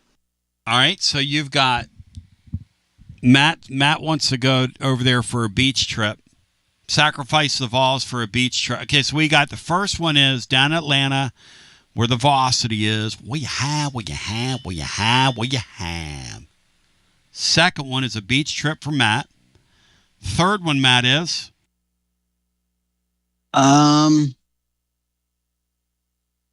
You gave me 3 the other day. Yeah, I'd probably send you the Clemson would be the next probably most likely one. Let's go back to the scene of the crime. Let's go back to the scene of the crime, right? Yeah, they could send you the North Carolina, although that'd be a disservice to them because they're going to be like a top. Yeah, they'll be a top 5. Like they'll be a national seed, so that would no way Tennessee goes there. That wouldn't do them or Tennessee any favor. No. And then of course half the host teams are SEC teams, so you can't send them there. And then there's 2 or 3 West Coast teams that you'd obviously prefer not to go to. But so let me ask you this: just out of the 3 spots you just mentioned, okay, rank them in terms of where you think they're going to end up. What do you think the most likely spot from Georgia Tech, Clemson, and Coastal is? Because it's probably going to be one of those 3 spots, Matt. Where do you think they're going to end up? I would say Georgia Tech's probably the most likely. Then probably Clemson, and then Coastal would probably be third because they can send. I would think there'd be an ACC school they could send to Coastal as the 2, like an NC State. Yes, that would be a little bit quicker for that. Georgia Tech would make the most sense, and I think that would be a nice spot for Tennessee because, like I said, Georgia Tech's a good team. Don't get me wrong; they've got some star power and some sluggers. Yep. But they're not as good as maybe their record says they are. I mean, they're like the 4th best team in the ACC. They just happen to win the league with a favorable draw and some games that got canceled that they couldn't make up, and a whole series that got canceled to Florida State and Virginia. And Tennessee's won a Super down there in 2005 as an underdog. So. Maybe have Rob Fitzgerald in the dugout if you go down there. Yeah, the Super. How good was that Georgia Tech team that Tennessee went down there and beat, Matt? What do you remember about that? They were ranked number 3. They were like the 3 seed in the whole deal. And Tennessee had hosted a regional, but they weren't what we call a top 8 national seed now. But went down there, had Luke Hochaver, who's the national pitcher of the year, won the first game, and then they had a pinch hit home run in I think it was the 8th or 9th inning by Rob Fitzgerald to send them to Omaha. The weirdest thing about that era of Tennessee baseball was, and it's totally weird, I don't know who else did it or if it's the way the sport works. It's weird to me that they would kind of blow for 3 years and then have one team that would get into the postseason and go to the World Series. And then take another 4 or 5 years off and then do it again. And then kind of do it again. I mean, it's really strange, Matt, wasn't it? The Delmonico era from that perspective. They took full advantage of their good year, kind of like Auburn football's done, through the years, where when they have a great team, they ride it as far as they can and take full advantage. So there's kind of a little bit of luck in that, but I do think there's some skill. But yeah, Tennessee would go from going to Omaha to missing Hoover for 2 or 3 straight years. Yeah. And then they'd go back to Omaha. Really interesting. Like being the dregs of the league. They would go from going to the deal to being good, Bri. They would be the dregs. Tennessee has gotten more bang for their buck in postseason appearances maybe than anybody because they only have, I think, 14 tournament appearances all time, but they've been to Omaha half of those. That's 7. crazy. with a national And championship. they've won an Natty. Whereas you have schools like Florida State who've been to Omaha so many times, but have never won it. If I was on Arkansas radio right now and I was trying to chide those people, I'd say, y'all, we've been paying attention to college baseball for like 5 years. Y'all love it. Y'all have like a state-of-the-art facility. Y'all have shown up. Y'all brought probably a few million people into your deal in your baseball stadium in the last several years. How many people's that place hold, Matt? It looks like it holds 20,000 people on television. I know it's not that big. 12 or 13,000. What's that place hold? Any idea? Yeah, I would say it's 12 or 13. Whatever the seating capacity is, plus that hog pen out in left field is kind of basically standing room only. And so they jam it. I think they jam that in, especially in postseason. They probably I bet you they've had 14 or 15 before. I love, and I've never been there. I love watching that place on television. That thing presents so well on television. When I'm watching that, I think, first of all, it looks like a classic retro baseball park, doesn't it? It's just a beautiful visual on television. And they don't bother me. They're fans. The thing with the hats this weekend and the way they all get into it and these grown people. Bri, it's almost like what's that Lady Vol fan group, Bri, that dresses in all their stuff? What do they call themselves? Oh, they dress up in Wizards of Oz costumes to come to games in. Yeah, which, what do they call me, that's a little weird. I don't know what they're called, but they're. I like those people. Yeah, it's weird to me, but to each his own. But at Arkansas, you've got several hundred of those people that kind of embrace the deal. And anybody that would walk around with a hog head on their head. Or a hog nose. The hog nose thing. It would not bother me one bit if those people want it, but I don't know that they will, because it seems like every team that wears that Arkansas uniform, it's like the Toronto Maple Leafs. They just carry that extra pressure of, hey, you're at a school that's never done it. And you've had all Well, their fans have waited for decades to get a championship in baseball. I mean, decades. And they came so close with a fly ball that 3 guys had a chance to catch and nobody did, and they dropped. That's how close they were. And Tennessee fans for baseball, they've had to wait 3 years to get a title. So when we come back, we'll get some phone calls in. 865-200-540. Yeah, we waited like 5 years. They've got to be sitting there going, you got to be kidding me, last year when we won that championship. Especially with the way like Matt was talking about, that incredible comeback against Florida State, and that Florida State, well, they cooperated. You don't call that getting lucky? I mean, you make your own luck. And by the way, when somebody makes an error, I still have to walk through the open door. I still have to complete the comeback. I still have to get off the field, so to speak, on defense. But several things can be true at once. It would not bother me to see that Arkansas bunch cut it down. I know I'm supposed to hate them. I kind of left that weekend thinking, these people are sick with this stuff, man. They're sick with it. As we continue with more on the other side after this. Get Severe on the TLD Logistics Hotline. Online at tldlogistics.com. Next week is the perfect week to check out your Knoxville Smokies in the brand new Covenant Health Park. Tuesday through Sunday, pick a game. Like Thirsty Thursday with half-off draft beers, Harry Potter Night and fireworks on Friday, Margaritaville and fireworks on Saturday, and get out early on Sunday and snag your Matt Shaw bobblehead. So much going on every single night. Get your tickets now at SmokiesBaseball.com.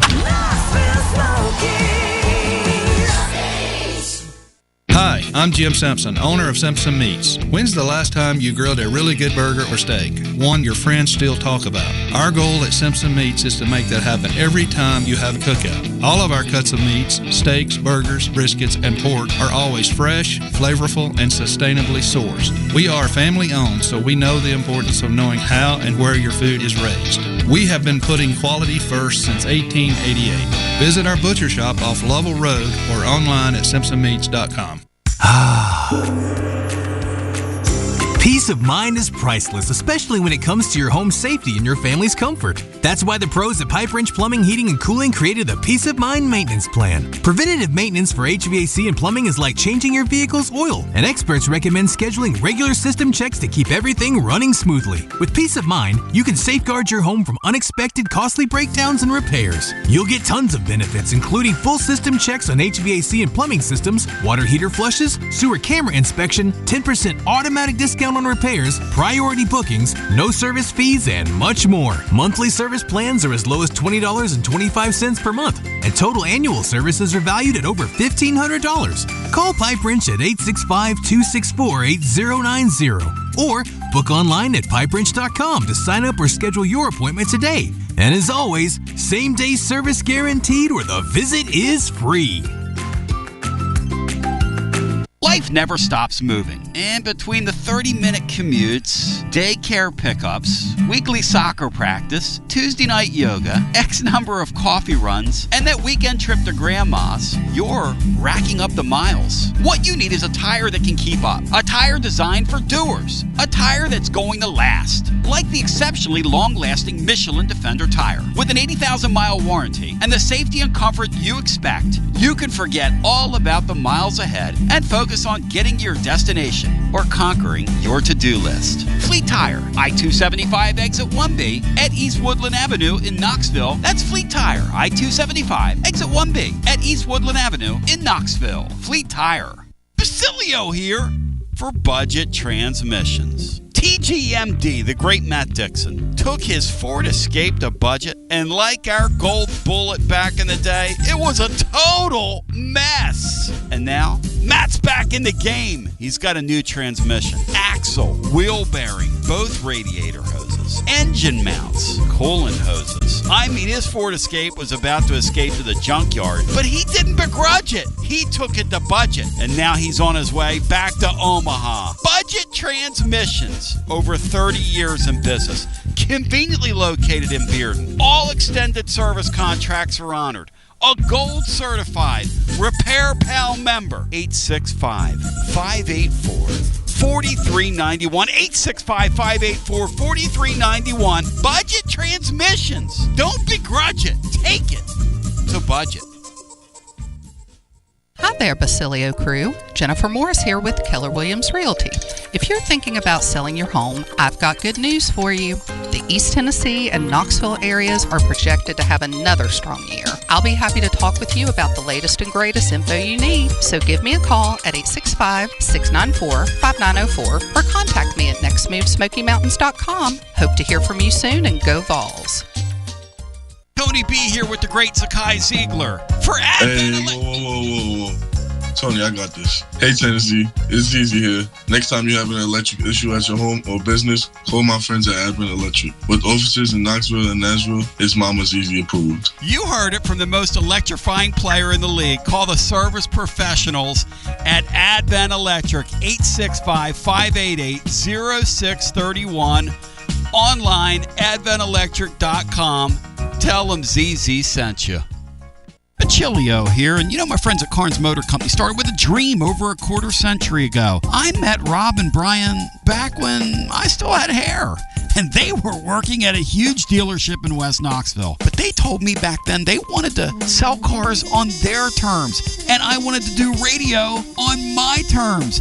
Their terms, just like my terms, are ultimately your terms. In both cases, you're the winner.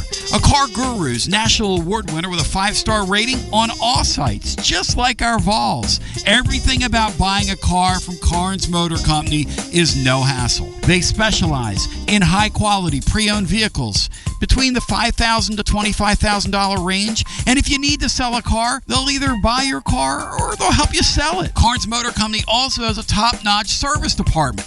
Therefore, every vehicle is rigorously inspected and serviced prior to delivery. So you're guaranteed to get a quality pre-owned vehicle every time. If you need a place for service, they've got you covered.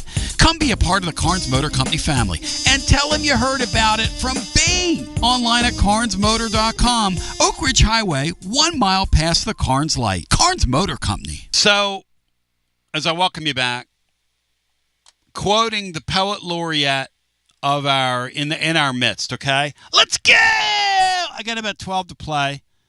Brian, let's go. What is the score right now in the Bama-Missouri game, in your humble opinion? It's Missouri has 2 on and 2 out. Top of the 8th, 3-1 Alabama. Every time Missouri's got ducks on the pond all day. Every time I come to you, they got ducks on the pond. They've left a ton of guys on base, and they've only got the 1 run. It was a solo homer in the 4th that briefly gave them a 1-0 lead. Well, as a wise man once told me, bad baseball's bad. The Phillies played the Rockies last night. The Rockies are a horrendous baseball. They had the Phillies totally under control. 2-run lead, 6th inning. Tapper back to the pitcher. He throws back to second base on a double play ball. He misses the second baseman by, I don't know, 10 feet? Let's go back to the phones. Bad baseball teams do bad things. As I get our next call. And they're going to leave 2 men on as they fly out to left field. Jordan Beck's been the Rockies' best hitter for about the last month. He bats leadoff for Jordan Beck. Really cool. Jordan Beck balled out last night against my Phillies. Hit a ball in the gap. He balled out. Hello and welcome into our next call on the TLD Logistics Hotline. You're on the air. Hey, welcome in. Hello? Yeah, hi. Welcome in. You're on the air. Hey, sorry, couldn't tell it. You tapped my line, Tony. I've been keeping up with the baseball too myself. Old ball fan. I'm calling from North Carolina. I listen in to you.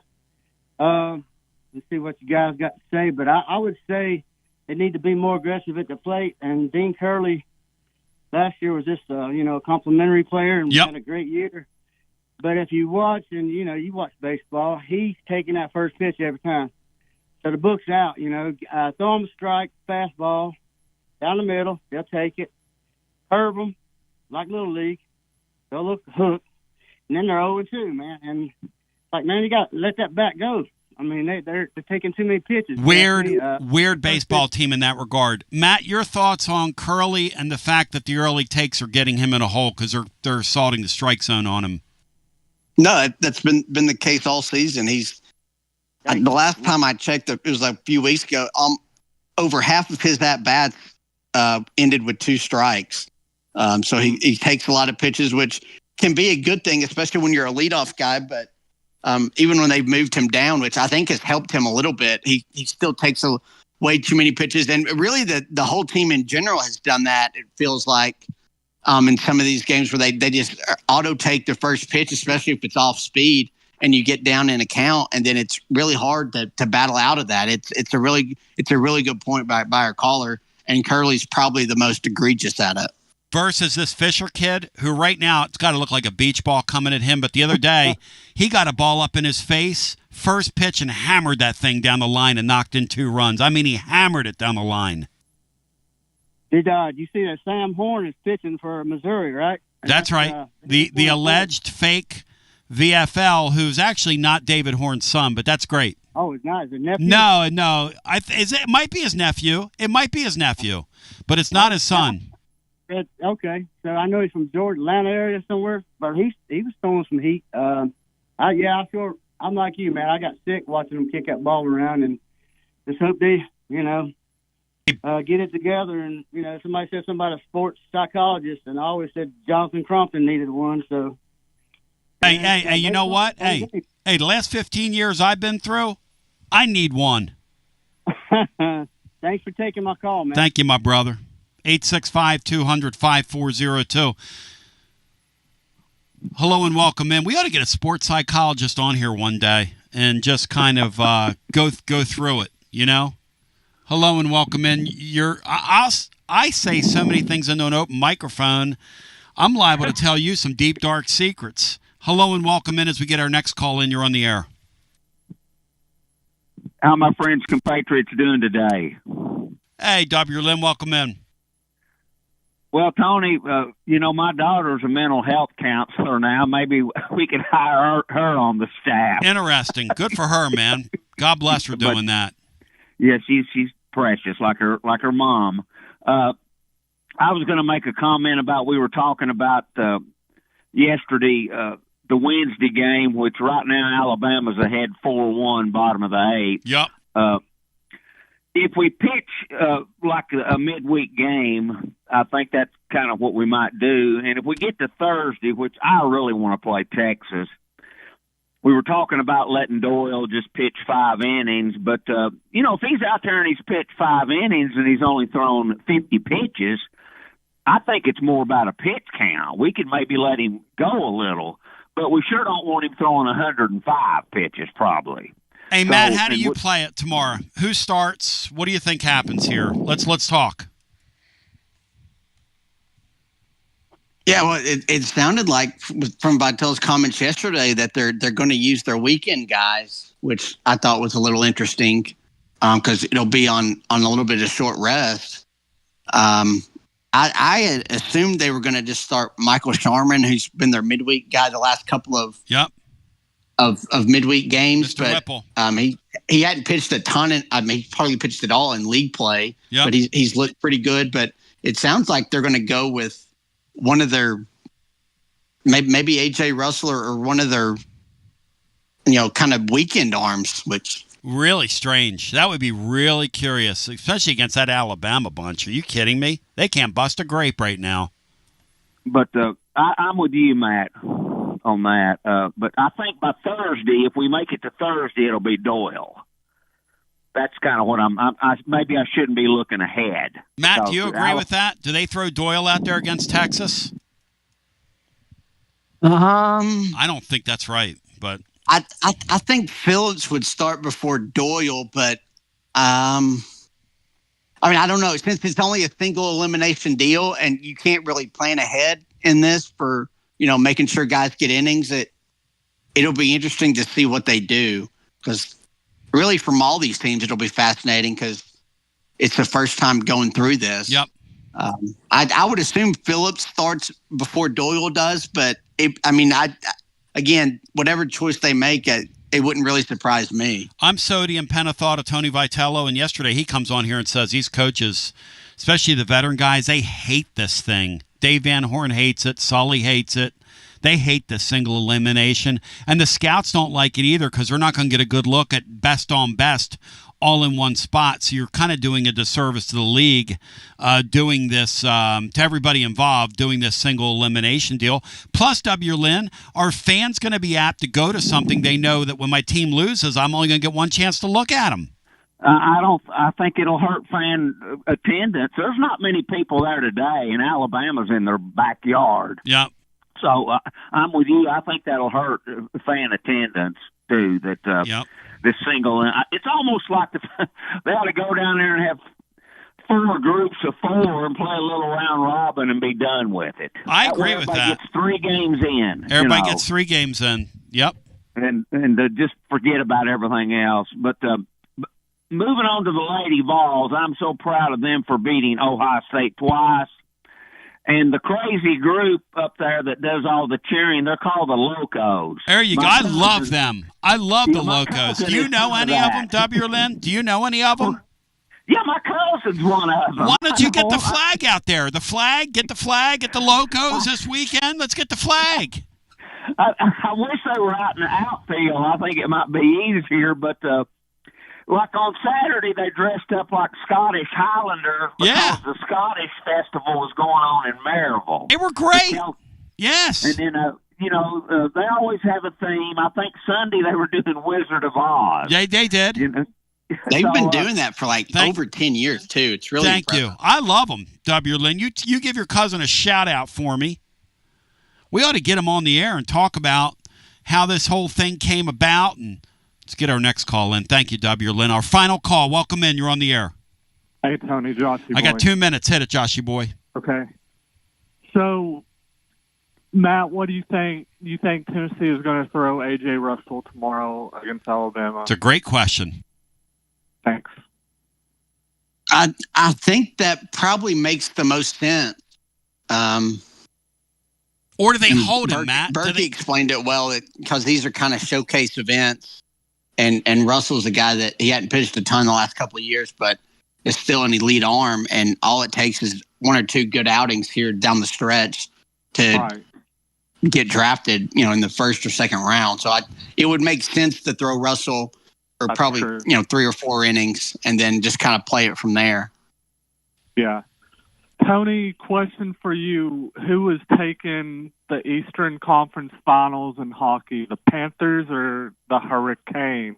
The Panthers have the best team in the world, and they're about to go back to back to back. However, the Hurricanes are excellent defensively.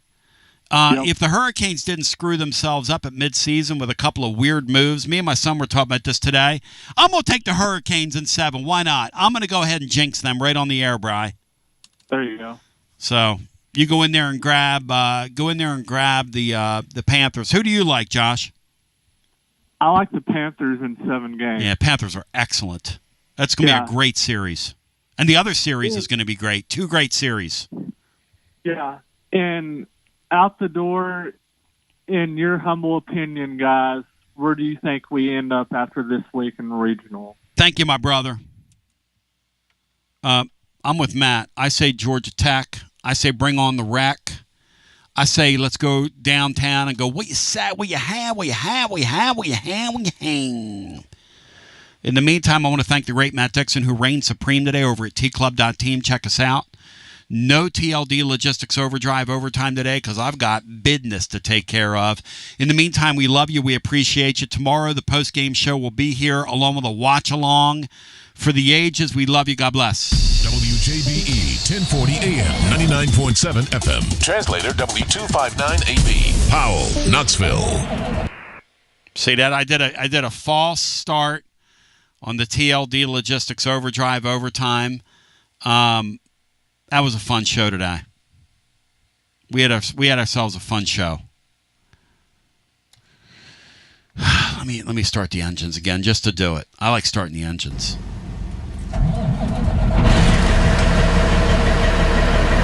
See, it feels really good just to fire up the engines. Just to kind of fire up the engines. All right, till we meet again, I love you. Peace. Matt Dixon, great job. Brian Hartman, great job today. And Missouri, collect your case of rice-a-roni. Your baseball season's over. Time to go to the beach, kids. How glad do you think those Missouri kids are going to be after finishing 3-28 to take that uniform off? And how many of those kids are going to get in that transfer portal as soon as they can in this day and age? I mean, you think that's fun to get up every day and go play and finish 3-28 in something?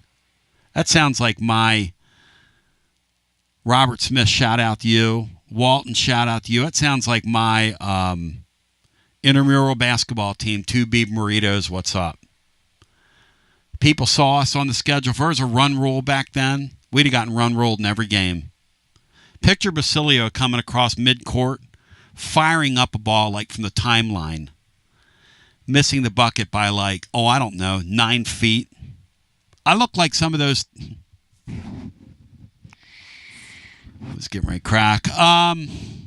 But picture something that's several feet off the mark, thrown over to first. But that's what I look like playing basketball. All right, let's run this show back, shall we? Because once ain't enough, Jack. You better make it 3.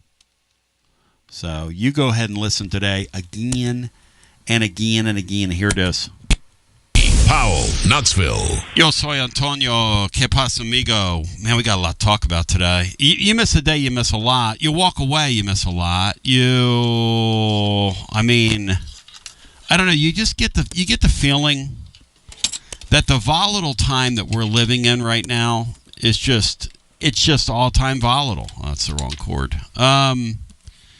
The volatile time that we're living in right now, when it comes to these sports, it's hard to describe, really. Because really today, I just want to get on here and talk about the baseball Vols. And Tony Vols in here having a fight and a snip fit. Hey, Matt, if the Vols aren't a baseball slide, what would you call that over the last 6 weeks? Tony doesn't like the word slide, and I love Tony. I went back and looked at the transcript last night, and I used the term slide, which is what triggered him. And then I went back and watched the game the other day, and Chris Burke said slide to him. So apparently we're not allowed to say slide. What do you call it, Dixon? You cover the team all year. What would you call what they did in the last 6 weeks? Found ways to lose. Okay. I think calling it a slide's a pretty good term. It's an accurate. It's a baseball term. I mean, they just didn't win. And I wasn't trying to that was interesting how you kind of threw a softball at him and he somehow played more defense than his infield has all season. Tony! Who I love, by the way. People are like, well, you're cracking on him in your blog today. Aren't you afraid he's not going to come on your show? And I said, you don't understand him. Tony came in here yesterday because he wanted to get that stuff out on the record, on the show of record, Matt, and he wanted to fight yesterday. That was the whole thing. And he was like, because I know he appeared on like Wilkerson's show in the morning, but that's a totally different deal. He wanted to come in here and fight with me, and he wanted to joust it, take a shot at Berkey, and little did I know, I'm just, I'm being me. I'm like, Tony, I was told by Levi Clark that you guys are exactly the same. You're being exactly the same toward your kids. Well, and he didn't answer the question. Like, he doesn't answer the question. And then I went back to it again, and that's when I said the term slide to him, and that's when he freaked out, Matt. He freaked out. He freaked on slide. I was like, a skid? A slide? Nobody's saying his team's quitting, and nobody's saying they haven't had a hard schedule, and nobody's saying that they're certainly capable of winning. But then, of course, Ross Dellinger last night reports if the NCAA, the SEC, and all these major conferences, look, there are several states right now. And Adam Sparks is going to be with us in the News Sentinel, who's right in the front of this thing here locally. But he's going to be on with us. Matt, the SEC could, I don't know if they will, but they could put a document in front of Tennessee next week. The coming house settlement, who knows? Any day, any week, who knows? That's a great song. Or not at all, who knows? But with the coming house settlement, there's a thought that the SEC might stick a document in front of Tennessee next week and say, sign this. And you're going to sign your rights away. Your state last week gave you cover to continue to do business as usual. Not only that, but you can now do business where like we all do business in the business world. These are the terms of what you do. This is what is remunerated toward you. This is what's expected of you. And by the way, if you hit these goals, you get extra. Oh, and if we feel like it, both parties, I'm going to sign you to a multi-year deal.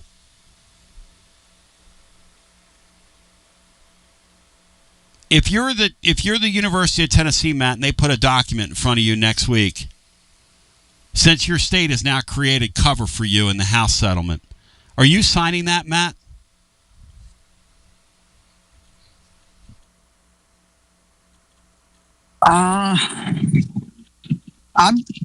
I've not read up on it. I probably wouldn't, right? I would not. I don't think I would. I would not. What are they going to do? Kick you out of the league? Dellinger said they'll kick you out of the league. Yeah, Tennessee might be wearing Adidas playing in Conference USA in 5 years. Who knows? What league out there would gobble Tennessee up? The brand and everything. It would happen very quickly. Here's the thing. Which is Tennessee has the fifth, probably in the league, fourth or fifth deepest pockets. The Bammers hate it. Tennessee is a well-oiled machine right now when it comes to NIL. Now, I'm not belaboring a point, but you wouldn't know that by the way we comport ourselves in the transfer portal football-wise. But that's all right. That's another story for another day. Tennessee is well-funded, well-oiled. What this House settlement is trying to do is they're trying to take, inevitably, one of Tennessee's edges away, which is this collective. And that's what this is about. Inevitably, that's what this is about. It's about scratching back,